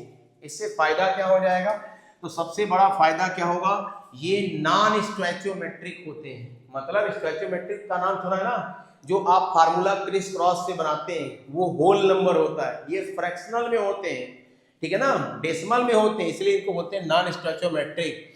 और neither purely covalent nor purely ionic. इनका मेल्टिंग पॉइंट ज्यादा हो जाता है और बहुत ही हार्ड हो जाते हैं, केमिकली इनर्ट हो जाते हैं, और गुड इलेक्ट्रिकल कंडक्टर होते हैं, इसीलिए इंटरस्टेशियल कंपाउंड बनाए जाते हैं। ठीक है ना। एग्जाम्पल याद रखेंगे, TiC Fe3H, और ये बी वाला वैनेडियम स्टील, इसमें आयरन और कार्बन होता है, और TiB2 टाइटेनियम बोराइड, ये बिल्कुल उतना ही हार्ड होता है जस्ट लाइक अ डायमंड। ठीक है, इसलिए बनाए जाते हैं। आगे की बात करेंगे हम लोग। नेक्स्ट अलाय। अलाय में क्या होता है कि भाई ये जो मेटल होते हैं ना, ये डिस्प्लेसमेंट से बनते हैं। जैसे मान लिया मैंने कॉपर लिया और जिंक मिला, उनको मिलाया, डिस्प्लेस हो गए हैं। ऐसे कैसे हो गए? इनको डिस्प्लेस कराने के लिए आप पहले उसको मेटल को हीट करिए, उसको लिक्विड के फॉर्म में कन्वर्ट करिए, फिर एक अच्छे कंटेनर में रखिए, फिर उनको सेक करिए, तब डिस्प्लेसमेंट होगा। बाद में ठंडा करिए, तब बनता है एलाय। समझ गए ना। तो इसमें क्या होता है, लगभग सिमिलर साइज के आइटम होते हैं तभी डिस्प्लेसमेंट होता है, और ये ध्यान रखेंगे नियर अबाउट 15% या उससे कम होना चाहिए। ठीक है ना। जैसे एग्जांपल याद रखेंगे, brass, copper 70%, zinc 30%, stainless steel, iron 74%, chromium 18%, nickel 8%, bronze, copper 90%, SN यानी 10%, जर्मन सिल्वर, ये सिल्वर नहीं है भाई, एलॉय है। ठीक है ना। इसमें कॉपर 50%, जिंक 25%, निकल 25% होता है। ठीक है ना। इसमें भी कंडक्टिविटी, हार्डनेस, इनर्टनेस, ये सब प्रॉपर्टी आ जाती है, और इसी वजह से हम लोग अलाय बनाते हैं। अलाय व्हील आता है नहीं, और पहिए में लगा होता है गाड़ी में, बाइक में, 4 व्हीलर में। चलिए वही है। आगे की बात करते हैं, कुछ इंपॉर्टेंट अलाय है जिनको याद रखेंगे। ठीक है ना। इसमें जो सबसे बढ़िया वाला है वो देखिए, सोल्डर। ठीक है ना। इसमें क्या होता है, PB 40%, SN 60%, ज्वाइनिंग में यूज होता है। ड्यूराल्यूमिन, इसमें एल्यूमिनियम 90%, Mg 0.5%, कॉपर 4.5% एयरक्राफ्ट में यूज करते हैं। इसके अलावा बेल मेटल, इसमें कॉपर 80%, SN 20%, है कि नहीं इसमें। और ये क्यूप्रोनिकल, इसमें क्या होता है, कॉपर 87%, SN 10% और जिंक 3% होता है। क्वाइनेज मेटल होता है, आपने सुना होगा। तो ये कुछ इंपॉर्टेंट अलाय थे। चलिए अगला देखिए, ग्रीन विट्रोल। ठीक है ना। इसका फार्मूला याद रखेंगे, FeSO4.7H2O। ठीक है ना। इसको भी हम बना सकते हैं। कैसे बना सकते हैं? तो पहला है direct reaction, Fe sulphuric acid, FeSO4 बन गया, हाइड्रेट कर लीजिए, बन गया। दूसरा है फ्रॉम ऑक्साइड, तो ये ऑक्साइड है, सल्फ्यूरिक एसिड मिलाइए, FeSO4, हाइड्रेट कर लीजिए, बन गया। फ्रॉम आयरन सल्फाइड, इससे भी आप बना सकते हैं, रिडक्शन करके बना सकते हैं। यहाँ पर फेरस था, यहाँ पर फेरिक था यानी +3, और यहाँ पर +2 यानी फेरस सल्फेट बन गया, हाइड्रेट कर लीजिए। आगे की बात करते हैं, इनके इस्तेमाल और यूजेस क्या हैं। ठीक है ना। तो सबसे पहला तो ये है, इसके साथ एक कॉम्प्लेक्स बनाता है। ठीक है। थर्मल डिकम्पोजिशन भी करता है। ठीक है ना। इसके अलावा इनके एप्लीकेशन याद रखेंगे, फेंटॉन्स रिएजेंट, FeSO4 और H2O2 क्या करता है, बेंजीन से फिनॉल बनाने में यूज करते हैं। मोर सॉल्ट बनाते हैं, इसको बोलते हैं फेरस अमोनियम सल्फेट, ध्यान रखेंगे। मेडिकल ट्रीटमेंट में भी यूज करते हैं। आयरन डिफिशियंसी एनीमिया में भी इसको दिया जाता है। ठीक है ना। आयरन का कंपाउंड ग्रीन विट्रियोल। आगे की बात करेंगे भाई। नेक्स्ट है आपका पोटेशियम पर मैग्नेट। ये भाई काफी इंपॉर्टेंट कंपाउंड है, इसको बहुत ही ध्यान से प्रिपरेशन से लेकर प्रॉपर्टी तक बहुत सारे क्वेश्चन बनते हैं, तो इनको ध्यान से समझेंगे और हम लोग डिटेल से बात करेंगे। तो इनकी प्रिपरेशन की बात कर लेते हैं। पहले इसे बनाएंगे कैसे, फिर इसकी प्रॉपर्टीज पर बात करेंगे। तो इसके अलग अलग मेथड है। जो सबसे पहला मेथड है वो पायरोलुसाइड ओर। ये क्या होता है, MnO2 मैंगनीज डाई ऑक्साइड को ही पायरोलुसाइड कहते हैं। ये काले कलर का होता है, ब्लैक। इसमें क्या करेंगे, KOH के साथ फ्यूजन कराएंगे तो बनेगा K2MnO4, इसका कलर होता है ग्रीन। ये है आपका MnO2, और ये क्या है, ये क्या है, मैग्नेट है, ये ग्रीन कलर का होता है। इसको अगर हम ऑक्सीडाइज कर दें इनके साथ तो ये KMnO4 पर्पल कलर में कन्वर्ट हो जाएगा। ये पहला प्रिपरेशन हो गया। चलिए दूसरा देखिए, लैब में कैसे बनाएंगे। Mn का शॉर्ट लेना है और H2O8 -2 लेना है, पानी में घोलना है, फिर सीधे MnO4 में कन्वर्ट हो जाता है। इंडस्ट्रियल मेथड में क्या है, MnO2 और KOH, तो इससे क्या बन जाएगा, इसको बोलते हैं इलेक्ट्रोलिसिस। तो ये बनेगा K2NO4, फिर इसको क्या करेंगे, इलेक्ट्रिकल ऑक्सीडेशन कराएंगे बेसिक मीडियम में, और ये KMnO4 और हाइड्रोजन बन जाएगा। तो ये 3 तरीके की प्रिपरेशन आपके सिलेबस में है, थोड़ा ध्यान देंगे इनको। चलिए आगे की बात करेंगे हम लोग। नेक्स्ट है इसका स्ट्रक्चर। तो भाई स्ट्रक्चर कैसे देखेंगे, तो ये इसका स्ट्रक्चर हम लोग बना के देखते हैं। ऐसा होता है Mn और ये हो गया O, यहाँ 1 और ये 2 और ये हो गया 3, MnO4 माइनस, यही है ना। के लगा दो, आप बैलेंस करना तो यहाँ के लगा दो, ये लीजिए हो गया। तो ये कैसा होता है, टेट्राहेड्रल। बोलो, इसके अंदर जो हाइब्रिडेशन होता है वो क्या होता है, D3S। आपको पहली बार या बहुत रेयरली आपको सुनने को मिला होगा, लेकिन यही होता है D3S, ठीक है ना। इसमें रेजोनेंस होता है, इसकी वजह से इसके बॉन्ड लेंथ क्या हो जाते हैं, इक्वल हो जाते हैं, टेट्राहेड्रल हो जाता है, ठीक है ना। MO डबल बॉन्ड होता है, समझ गए आप। चलिए आगे की बात करेंगे। MnO4, ठीक है ना, रिएक्शन कैसे करेगा एसिड के साथ। जैसे KMnO4 सल्फ्यूरिक एसिड में मिला दो तो क्या करेगा, ये बना लेगा अपने आप को Mn2O7। ये रिएक्शन इंपॉर्टेंट है, KHSO4 और वाटर। इसको ध्यान रखेंगे, Mn2O7 क्या है, एक्सप्लोजिव है, इसलिए इस रिएक्शन को केयरफुली करना होता है। चलिए अगर KMnO4 HCl में मिला दो, अरे हरे ये तो ऑक्सीडाइजिंग एजेंट, इसी को उड़ा दिया। बोलो, HCl यानी Cl माइनस को Cl2 में उड़ा दिया, इसीलिए HCl को रिड्यूसिंग एजेंट की तरह इस्तेमाल नहीं करते इन एसिडिक मीडियम। इसकी जगह पर क्या यूज करते हैं, सल्फ्यूरिक एसिड। बोलो हाँ है ना। और इसके अलावा बेस रिएजेंट भी होता है, अल्कलाइन KMnO4 भी यूज कर सकते हैं। तो ध्यान रखेंगे HCl का इस्तेमाल नहीं करना है। चलिए आगे की बात करते हैं। MnO4 क्या है, एक बहुत ही बढ़िया ऑक्सीडाइजिंग एजेंट है, ठीक है। तो एसिडिक मीडियम में क्या होगा, इसको जरा ध्यान रखेंगे। एसिडिक मीडियम में MnO4 Mn+2 में कन्वर्ट हो जाएगा, यानी +7 से +2।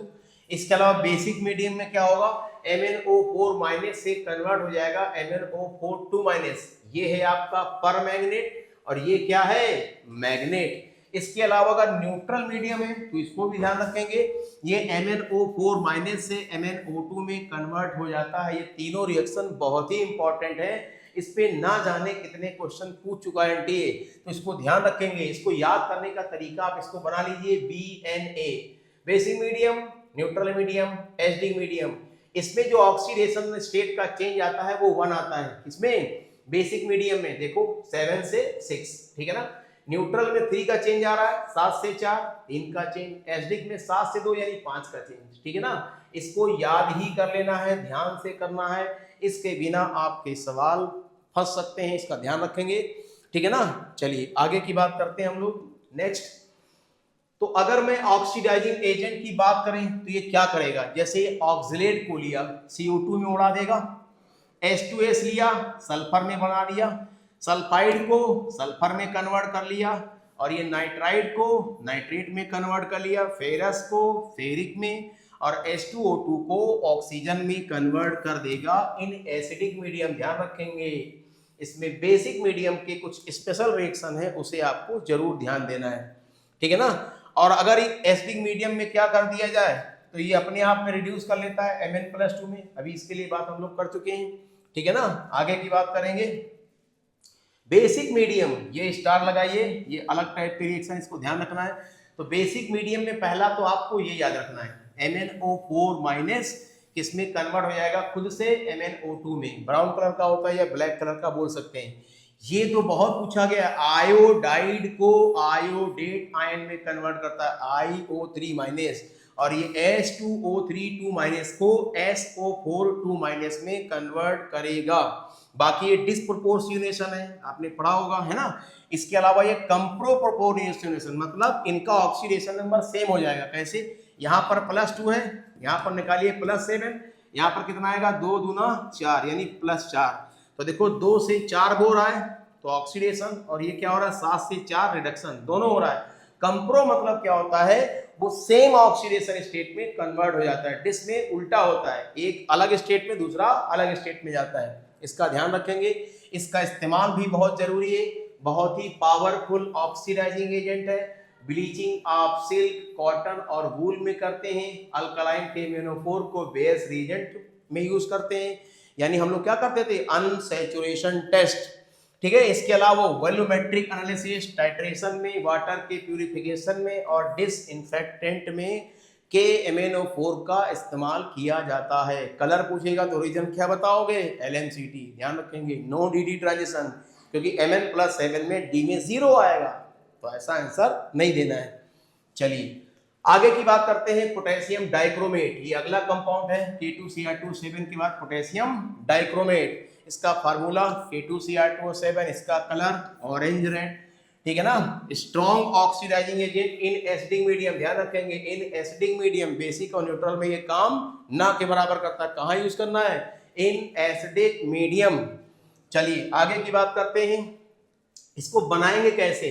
तो बनाने का तरीका क्या है, इसमें हम लोग क्रोमाइड ओर लेते हैं। क्या है? FeCrO4, ये इस फॉर्म में पाया जाता है। FeO प्लस CrO3 इस फॉर्म में पाया जाता है, ठीक है ना।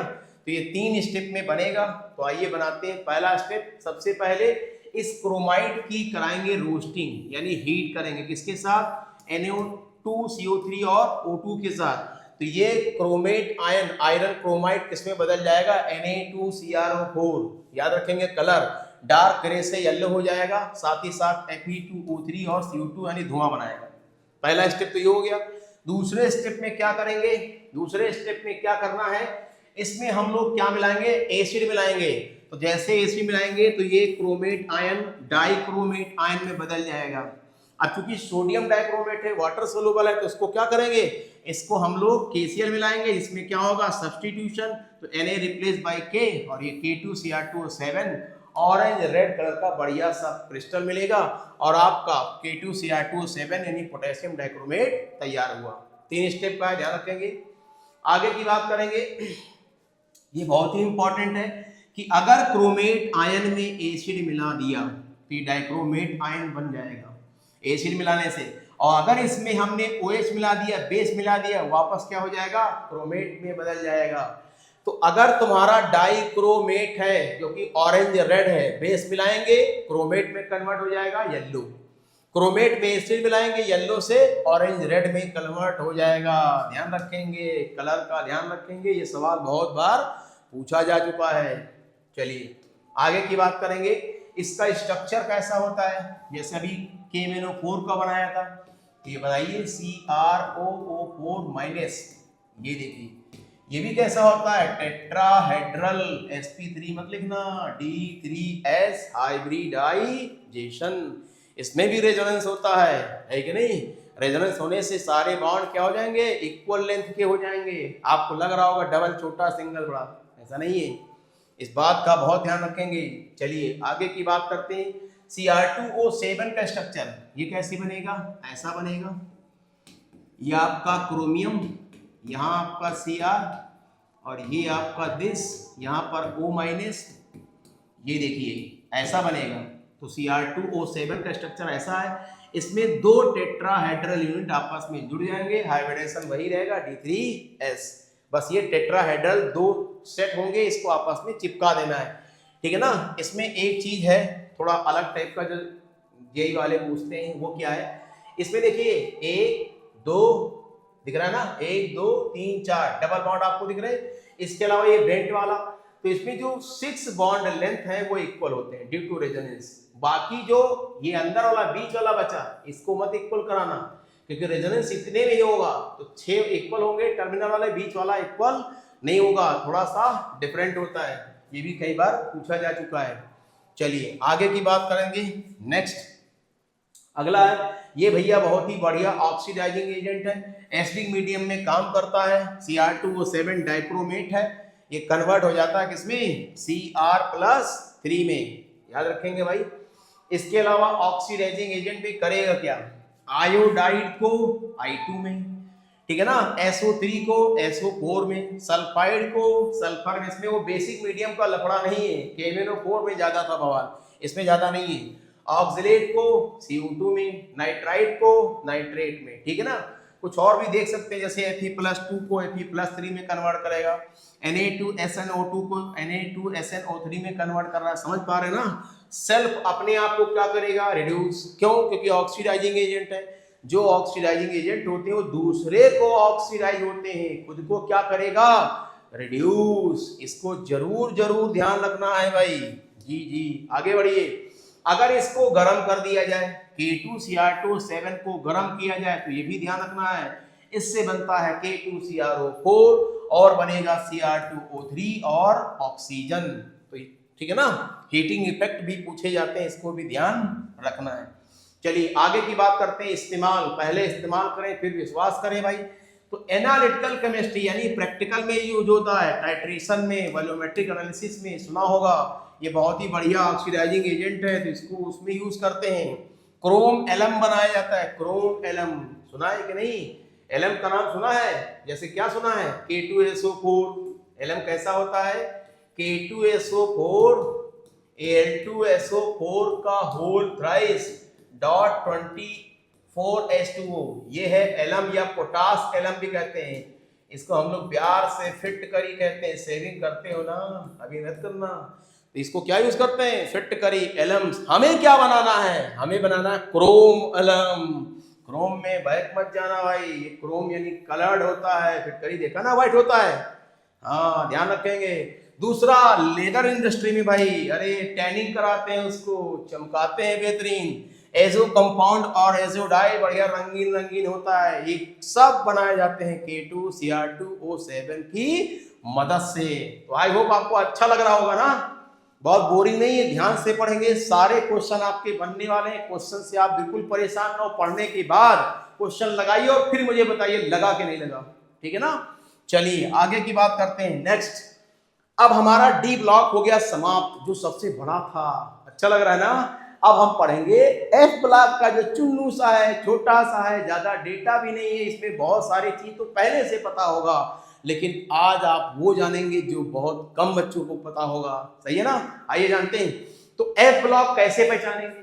अरे भैया इलेक्ट्रॉनिक कॉन्फ़िगरेशन लिखो, लिखना आता है? अरे सर एफ ब्लॉक का इलेक्ट्रॉनिक कॉन्फ़िगरेशन लिखने से पहले पसीना खून सब आता है। अरे नहीं ऐसा मत कहो यार, अरे लिखो, लंबा है तो लिखना पड़ेगा, सीखना पड़ेगा, वरना कुछ बच्चे वो आर्गन क्रिप्टॉन जिनान वाला लगाते हैं ना डब्बा बना के, लिखो, लेकिन लिखना पड़ेगा। इसमें बहुत सारे एक्सेप्शनल इलेक्ट्रॉनिक कॉन्फ़िगरेशन भी हैं और बहुत ही बेहतरीन चीज जानने वाले हैं। पहचानेंगे कैसे सर ये बताओ ना। अरे इलेक्ट्रॉनिक कॉन्फ़िगरेशन लिखना आ गया, हाँ लिखेंगे। अगर लास्ट इलेक्ट्रॉन एफ सब सेल में जाएगा, वो एफ ब्लॉक का एलिमेंट कहलाएगा। एफ ब्लॉक सबसे नीचे बॉटम में है, दो सीरीज है, लेंथेनाइड और एक्टिनाइड, 14 एलिमेंट सभी में है कि नहीं? ठीक है ना। चलिए आइए देखते हैं इसके बारे में। तो इसका general outer shell electronic configuration भाई ये है। तो भाई ध्यान रखेंगे N-2 और ये N-1। N-1 को क्या बोलते हैं? Penultimate shell. लास्ट सेल का एक पहला पेनल्टीमेट और उससे भी पहले एंटी पेनल्टीमेट। ध्यान रखेंगे उसमें 1 से 14 तक जाएगा। और ये तो आपको बहुत ध्यान रखना है, अच्छी बात, इसमें 0 से 1 रखना है भैया, 1 से 10 मत कर देना, गलत हो जाएगा। और बाकी ये तो नॉर्मल है। तो आप कॉन्फ़िगरेशन तो सीख गए होंगे भाई। चलिए प्रैक्टिस करके जरूर बताना भाई। आगे बढ़ते हैं। इसमें दो सीरीज, लेंथेनाइड और एक्टिनाइड। सबसे पहले पढ़ेंगे लेंथेनाइड, उसके बाद पढ़ेंगे एक्टिनाइड, लेसन खत्म। ठीक, चलिए। तो लेंथेनाइड सीरीज में कितने एलिमेंट हैं? 14। सर कौन कौन से? सीलू है, सीलू वाला नहीं, सी मतलब सीरियम, लू से ल्यूटेटियम। एटॉमिक नंबर 58 से चालू होगा, 71 पे खत्म होगा। इसका दूसरा नाम इनर ट्रांजिशन एलिमेंट है, सभी बच्चे को पता होगा। और इसके अलावा इसको रेयर अर्थ मेटल कहते हैं। पूरी दुनिया इसके पीछे दीवाना है, रेयर अर्थ मेटल, जान पा रहे हो ना। तो इसके लिए बहुत ही आपको मेहनत करनी पड़ेगी, अभी आप पढ़ाई करिए, ठीक है ना। और लेंथेनाइड किस पीरियड में आता है? 6th period. एक्टिनाइड कहाँ आएगा? 7th पीरियड, ठीक है ना। चलिए आगे की बात करते हैं हम लोग। तो एक्टिनाइड में देखिए 7th पीरियड में आता है, कहां से चालू होगा? TH थोरियम, फिर Lr लॉरेंसियम 90 से 103। और ये ही इनर ट्रांजिशन एलिमेंट है, ठीक है ना। इसमें सभी एलिमेंट, अच्छी बात, रेडियो एक्टिव है। क्या है? जबकि लेंथेनाइड में सिर्फ एक एलिमेंट रेडियो एक्टिव है, प्रोमिथियम। इसमें सारे एलिमेंट रेडियो एक्टिव हैं। और यूरेनियम के बाद जितने भी एलिमेंट पाए गए वो सिंथेटिक है, नेचर में नहीं पाए जाते। साइंटिस्ट ने उसको बनाया है, रेडीमेड किया है, इसलिए उसको ट्रांस यूरेनिक एलिमेंट भी कहते हैं, आफ्टर यूरेनियम। ध्यान रखना, मेन मेड है। चल भाई आगे की बात करते हैं हम लोग। तो लैंथेनाइट की भाई प्रॉपर्टी पढ़ लेते हैं। इलेक्ट्रॉनिक कॉन्फ़िगरेशन सीख लिया। अरे सर कहाँ सीखा, अभी आपने बताया है, इसमें घर में प्रैक्टिस करेंगे तो जान पाएंगे। तो फिर से सुनो ना। अरे किस पीरियड का है? 6 का, लास्ट में 6 में जाएगा। जी सर उसके पहले 5D, उसके पहले 4F। ये जनरल है, एक्सेप्शन वाले को स्टार बना लेना, वही पूछेगा। अच्छा, इसके अलावा भाई सिमिलर केमिकल प्रॉपर्टी होती, ज्यादा इसमें बवाल नहीं है, ठीक है ना। इसके जो साइज होते हैं वो लैंथेनाइट सीरीज में धीरे धीरे हल्लो हल्लो घटता है। उसका रीजन लैंथेनाइट कंट्रैक्शन यही तो है, जिसकी वजह से 4D और 5D के सीरीज के साइज लगभग सेम हो गए थे। जी सर आगे की बात करते हैं। इनका जो भाई कॉमन ऑक्सीडेशन है, अरे इनका छोड़ो, लैंथेनाइट और एक्टिनाइट दोनों का कॉमन ऑक्सीडेशन स्टेट +3 है, बहुत बार पूछा गया है। कॉमन से ये मत लगा लेना कॉमन, वो मेरा कॉमन, ऐसा नहीं है। कॉमन का मतलब जो ज्यादा एलिमेंट शो करे। यहाँ पर स्टेबिलिटी से मतलब नहीं कि जो सबसे ज्यादा स्टेबल हो, कॉमन मतलब जो ज्यादातर एलिमेंट शो करते हैं, इसका ध्यान रखेंगे, ठीक है ना। +2 बहुत ही रेयर है। एग्जांपल कौन याद करेगा? अरे हम ही याद करेंगे, EU और YB। बहुत पूछा है, सच में बहुत चीज याद करने वाला। हाँ याद करने वाला है। अरे जब कोई बताए याद करो तो याद कर रहे हैं। अच्छा, +4 बहुत ही रेयर। किसमें याद रखेंगे? सीरियम, PR और TB, ये +4 होते हैं, ठीक है ना। चलो आगे की बात करते हैं। नेक्स्ट यही है वो इंपॉर्टेंट पॉइंट जिसकी बात कर रहे थे, इलेक्ट्रॉनिक कॉन्फ़िगरेशन ऑफ लैंथेनाइट। तो आपको स्टार लगा लेना है लाल लाल से। ये क्या है? सीरियम। सर स्टार क्यों लगा रहे हैं? इसके देखिए कहानी क्या है। इसमें देखो F आया, नहीं आया। सर La में F कहाँ आएगा? क्योंकि La तो F ब्लॉक का है ही नहीं। देखा ना प्रेडिक्टेबल में, वहां भी स्टार बना है, वो F ब्लॉक का नहीं है, वो D ब्लॉक का है। उसके बाद वाले 14 एलिमेंट F ब्लॉक के हैं। बच्चे बहुत गलती करते हैं। तो सर इसमें F है ही नहीं क्योंकि F ब्लॉक का नहीं है। अच्छा, स्टार लगाने का पर्पज यहां पर देखिए D1 है कि नहीं? और बाकी सब में देखो किसी में D1 है, अरे नहीं है, गायब हो गया। इसीलिए इसको याद करना है, क्योंकि बाकी बच्चा तो याद कर लेगा।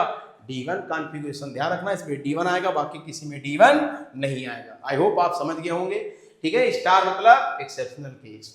चलिए और देखते हैं। इनसे मिलो, बहुत पूछे गए क्वेश्चन है। गुड्डू भाई गैडोलिनियम स्टार लगा लेना भाई, इसमें भी D1 है। अच्छा यही याद करा रहे? हाँ यही याद करा रहे, बाकी तो सब लिखा है आपके पास, ठीक है ना। एक लू। अच्छा लू में क्या है भाई? अरे वही है जो बार बार कहते चले आए D1 है और बाकी किसी में D1 नहीं है। तो 3 पे स्टार लगा लिया होगा। जरा दोबारा बात कर लेते हैं। पहला CE, दूसरा GD, तीसरा LU। D1 वाले हैं, बाकी सब तो आप जानते हैं। चलिए आगे की बात करते हैं। नेक्स्ट क्या है भाई? Cerium +4 ion. अरे भैया ये 4F0 हो जाएगा, नोबल गैस कॉन्फ़िगरेशन, इसीलिए सीरियम +4 पाया जाता है। नोबल गैस समझते हो ना?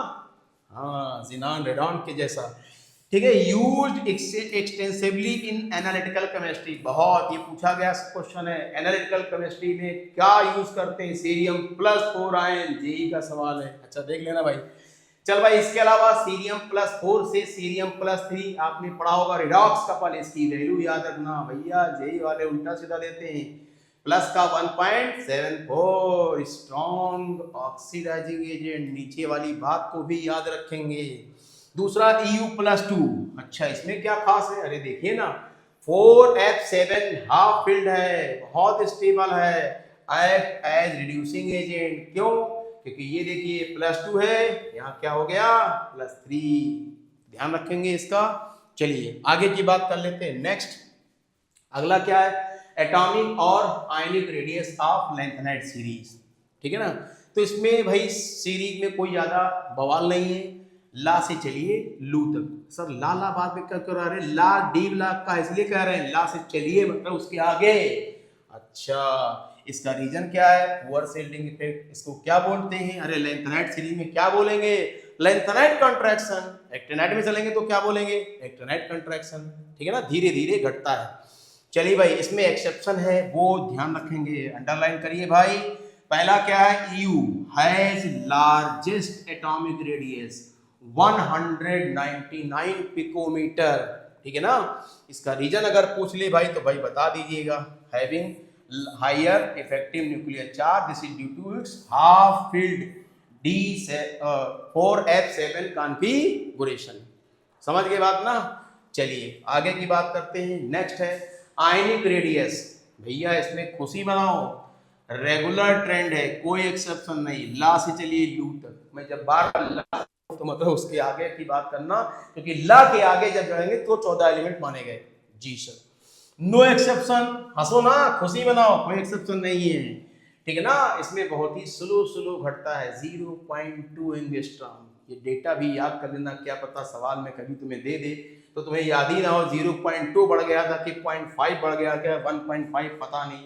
हाँ हाँ याद आ रहा, आपने बताया था। चलिए भाई आगे की बात करते हैं जी। फिर इसके बाद हम लोग बात करेंगे इसका अपीयरेंस। ठीक है, all lanthanides are silvery white. सही है। एयर के साथ भैया रिएक्टिव हो जाता है, टार्निश हो जाएगा, उसका कलर डल हो जाता है, इसलिए इसको बचा के रखिए। जी सर। हार्डनेस इंपॉर्टेंट टिक करिए। Samarium is the hardest lanthanide and highest melting point in the 4F series. Samarium samarium samarium ध्यान रखना, हाईएस्ट क्या है इसका? Melting point. चलिए आगे की बात करते हैं। इसके कलर की बात करेंगे। इसके कलर का रीजन हो सकता है FF ट्रांजिशन। बोलो 4F0, F में अगर 0 है, F में 14 है, कलरलेस, जैसे DD ऐसे FF।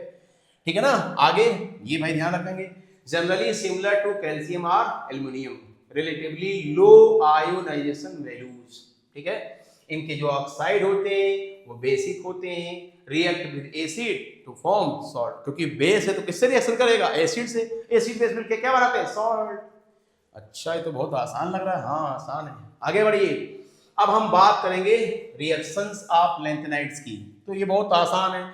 लैंथेनाइड यहाँ पर Ln लिखा है। Ln का मतलब लैंथेनाइड सीरीज के एलिमेंट।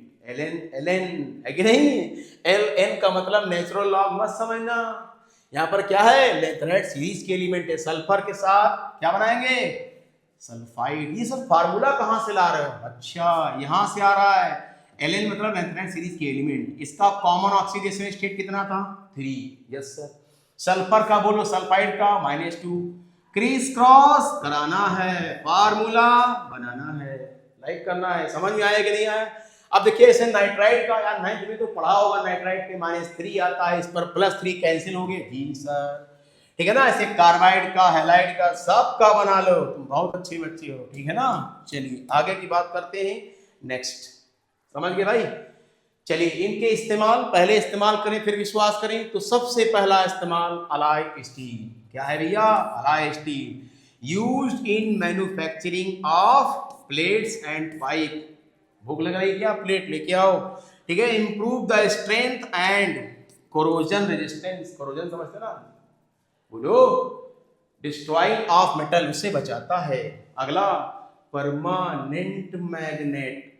ये एग्जांपल याद रखेंगे। नियोडाइनियम। अच्छा, neodymium and samarium used in powerful magnet. अब भैया इसी का मैग्नेट बनाना नहीं, पहले पढ़ाई कर लो, बीटेक के बाद कर लेना। ये तो बहुत पूछा गया है। फास्फोरस, इसमें क्या होता है? लैंथेनाइड सीरीज के एलिमेंट्स होते हैं, इनको मिला के बनाते हैं और इससे बनता है टेलीविजन स्क्रीन। कुछ बच्चे तो पहली बार सुन रहे होंगे मेरे हिसाब से। और फ्लोरेसेंट लैंप बनाए जाते हैं, चमकीले वाले लैंप, देखे ना, लाल हरा नीला पीला, तुम्हारी शादी में लगेगा। चलिए आगे की बात करते भाई। मिस मेटल, अरे वो मिस नहीं, MISCH। अच्छा, हम तो वो वाला मेटल समझे। मिस मेटल में क्या क्या है? लैंथेनाइड सीरीज के एलिमेंट 95% परसेंटेज पर बहुत ध्यान रखेंगे, डेटा से सवाल आते हैं भाई। और 5% आयरन होता है, बाकी ट्रेस में कार्बन, सल्फर, कैल्शियम, एल्युमिनियम हो सकते हैं। सबसे जरूरी तो इस्तेमाल है बुलेट। समझ लो, बुलेट गाड़ी वाली नहीं, गोली वाला। एंड सेल्स, समझ पा रहे हो ना, लाइटर फ्लिंट बनता है और ट्रेसर बुलेट इससे बनाए जाते हैं। ये आपका मिस मेटल है, समझ गए ना भाई। चलिए आगे की बात करेंगे, ऑक्साइड्स ऑफ लैंथेनाइट और उनका कैटालिटिक यूज। तो ये तो आप जानते होंगे, लैंथेनाइट के ऑक्साइड कैटलिस्ट होते हैं, पेट्रोलियम क्रैकिंग रिफाइनिंग में इस्तेमाल किए जाते हैं, breaking down of large hydrocarbon molecules into smaller and more useful fractions. ठीक है ना, these catalyst are particularly effective due to their thermal stability, बहुत थर्मली स्टेबल होते हैं ना, and ability to promote carbon carbon bond cleavage at the high temperature. बहुत पूछा गया पॉइंट है। आगे की बात हम लोग अगर करें तो वो आता है एक्टिनाइट सीरीज, 5F सीरीज के एलिमेंट कहां पाए जाते हैं, 7th पीरियड में। एटॉमिक जो नंबर है 89 से 103, all are radio active. Uranium के बाद वाले सारे सिंथेटिक ट्रांस यूरेनिक एलिमेंट। ठीक है ना, चलिए आगे की बात करते हैं। ठीक है, हाँ ये ध्यान रखेंगे, actinide show greater variation in property as compare to lanthanides. पूछा गया पॉइंट है, due to more diffuse nature of 4f orbitals. ठीक है ना, चलिए आगे की बात करते हैं, इलेक्ट्रॉनिक कॉन्फ़िगरेशन। स्टार वाले को ध्यान रखना, फिर से स्टार बनाइए तो भैया TH थोरियम, पापा Pa, Hu uranium, Np neptunium और Cm, इनको ध्यान रखेंगे। तो इसमें क्या है खास बात, ये देखिए जरा भाई, 90 वाले में क्या है, देखिए ये देखिए 6D2, और इसमें देखेंगे ये देखिए D1 D1 D1। ठीक है ना, और लास्ट वाले में देखिए D1 है कि नहीं। अब सर AC वाला क्यों नहीं ले रहे हो, अरे भैया Fe, इसमें क्या F में 0 है, वो F ब्लॉक का नहीं है, फिर याद कर लो भाई, पता चले उसी को टिक कर दो। तो इसमें D कॉन्फ़िगरेशन इंक्लूड है, बाकी में देखिए D कॉन्फ़िगरेशन नहीं आ रहा है, यही आपको ध्यान रखना है। चलिए आगे की बात करते हैं हम लोग नेक्स्ट। इसमें भी देखिए कोई इंपॉर्टेंट है आपके सामने, ये देखिए लॉरेंशियम। सर इसमें क्या बात है, अरे वही बात है यार, इसको याद करना आसान हो जाएगा, क्योंकि बहुत सारे एलिमेंट का कॉन्फ़िगरेशन याद करना थोड़ा डिफिकल्ट है, लेकिन एक्सेप्शन वाले को तो याद कर सकते हो, गिने चुने हैं ना, तो प्लीज याद जरूर करिएगा और आपके क्वेश्चन सही हो जाएंगे अगर एक्सेप्शन से पूछेगा तो। चलिए बहुत अच्छी बात है, आगे की बात करते हैं। इनका ट्रेंड भैया क्या है, आयनिक साइज रेगुलर डिक्रीज करता है, इसको क्या बोलते हैं, एक्टिनाइट कंट्रैक्शन। क्या बोलते हैं, poor shielding effect of 5f electron. हाँ इसमें एक इंपॉर्टेंट पॉइंट ध्यान रखना है, actinide contraction is analogous to the lanthanide contraction but some important difference magnitude and effect. थोड़ा सा इसमें चेंज होता है, उसको आप ध्यान रखेंगे। क्या ध्यान रखेंगे कि एक्टिनाइड कॉन्ट्रैक्शन जो है लेस डोमिनेंट होता है than lanthanide contraction due to 5f electrons are more diffuse and less effective shielded. ठीक है ना, और ग्रेटर अवेलेबिलिटी फॉर बॉन्डिंग, ये पॉइंट ध्यान रखेंगे।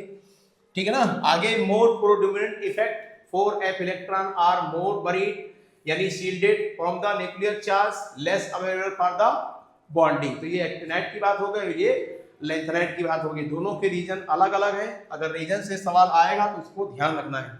ठीक है ना, चलिए डिफरेंस समझ में आ गया होगा, 4f electrons are more deeply buried than 5f electron making lanthanides contraction more significant. समझ गए भाई ना, चलिए भाई, इसलिए सिग्निफिकेंट हो गया। चलिए जनरल में क्या है, appearance all actinides are silvery white. ठीक है ना, highly reactive, more reactive than lanthanides, are actinides are radioactive, ये ध्यान रखना भाई।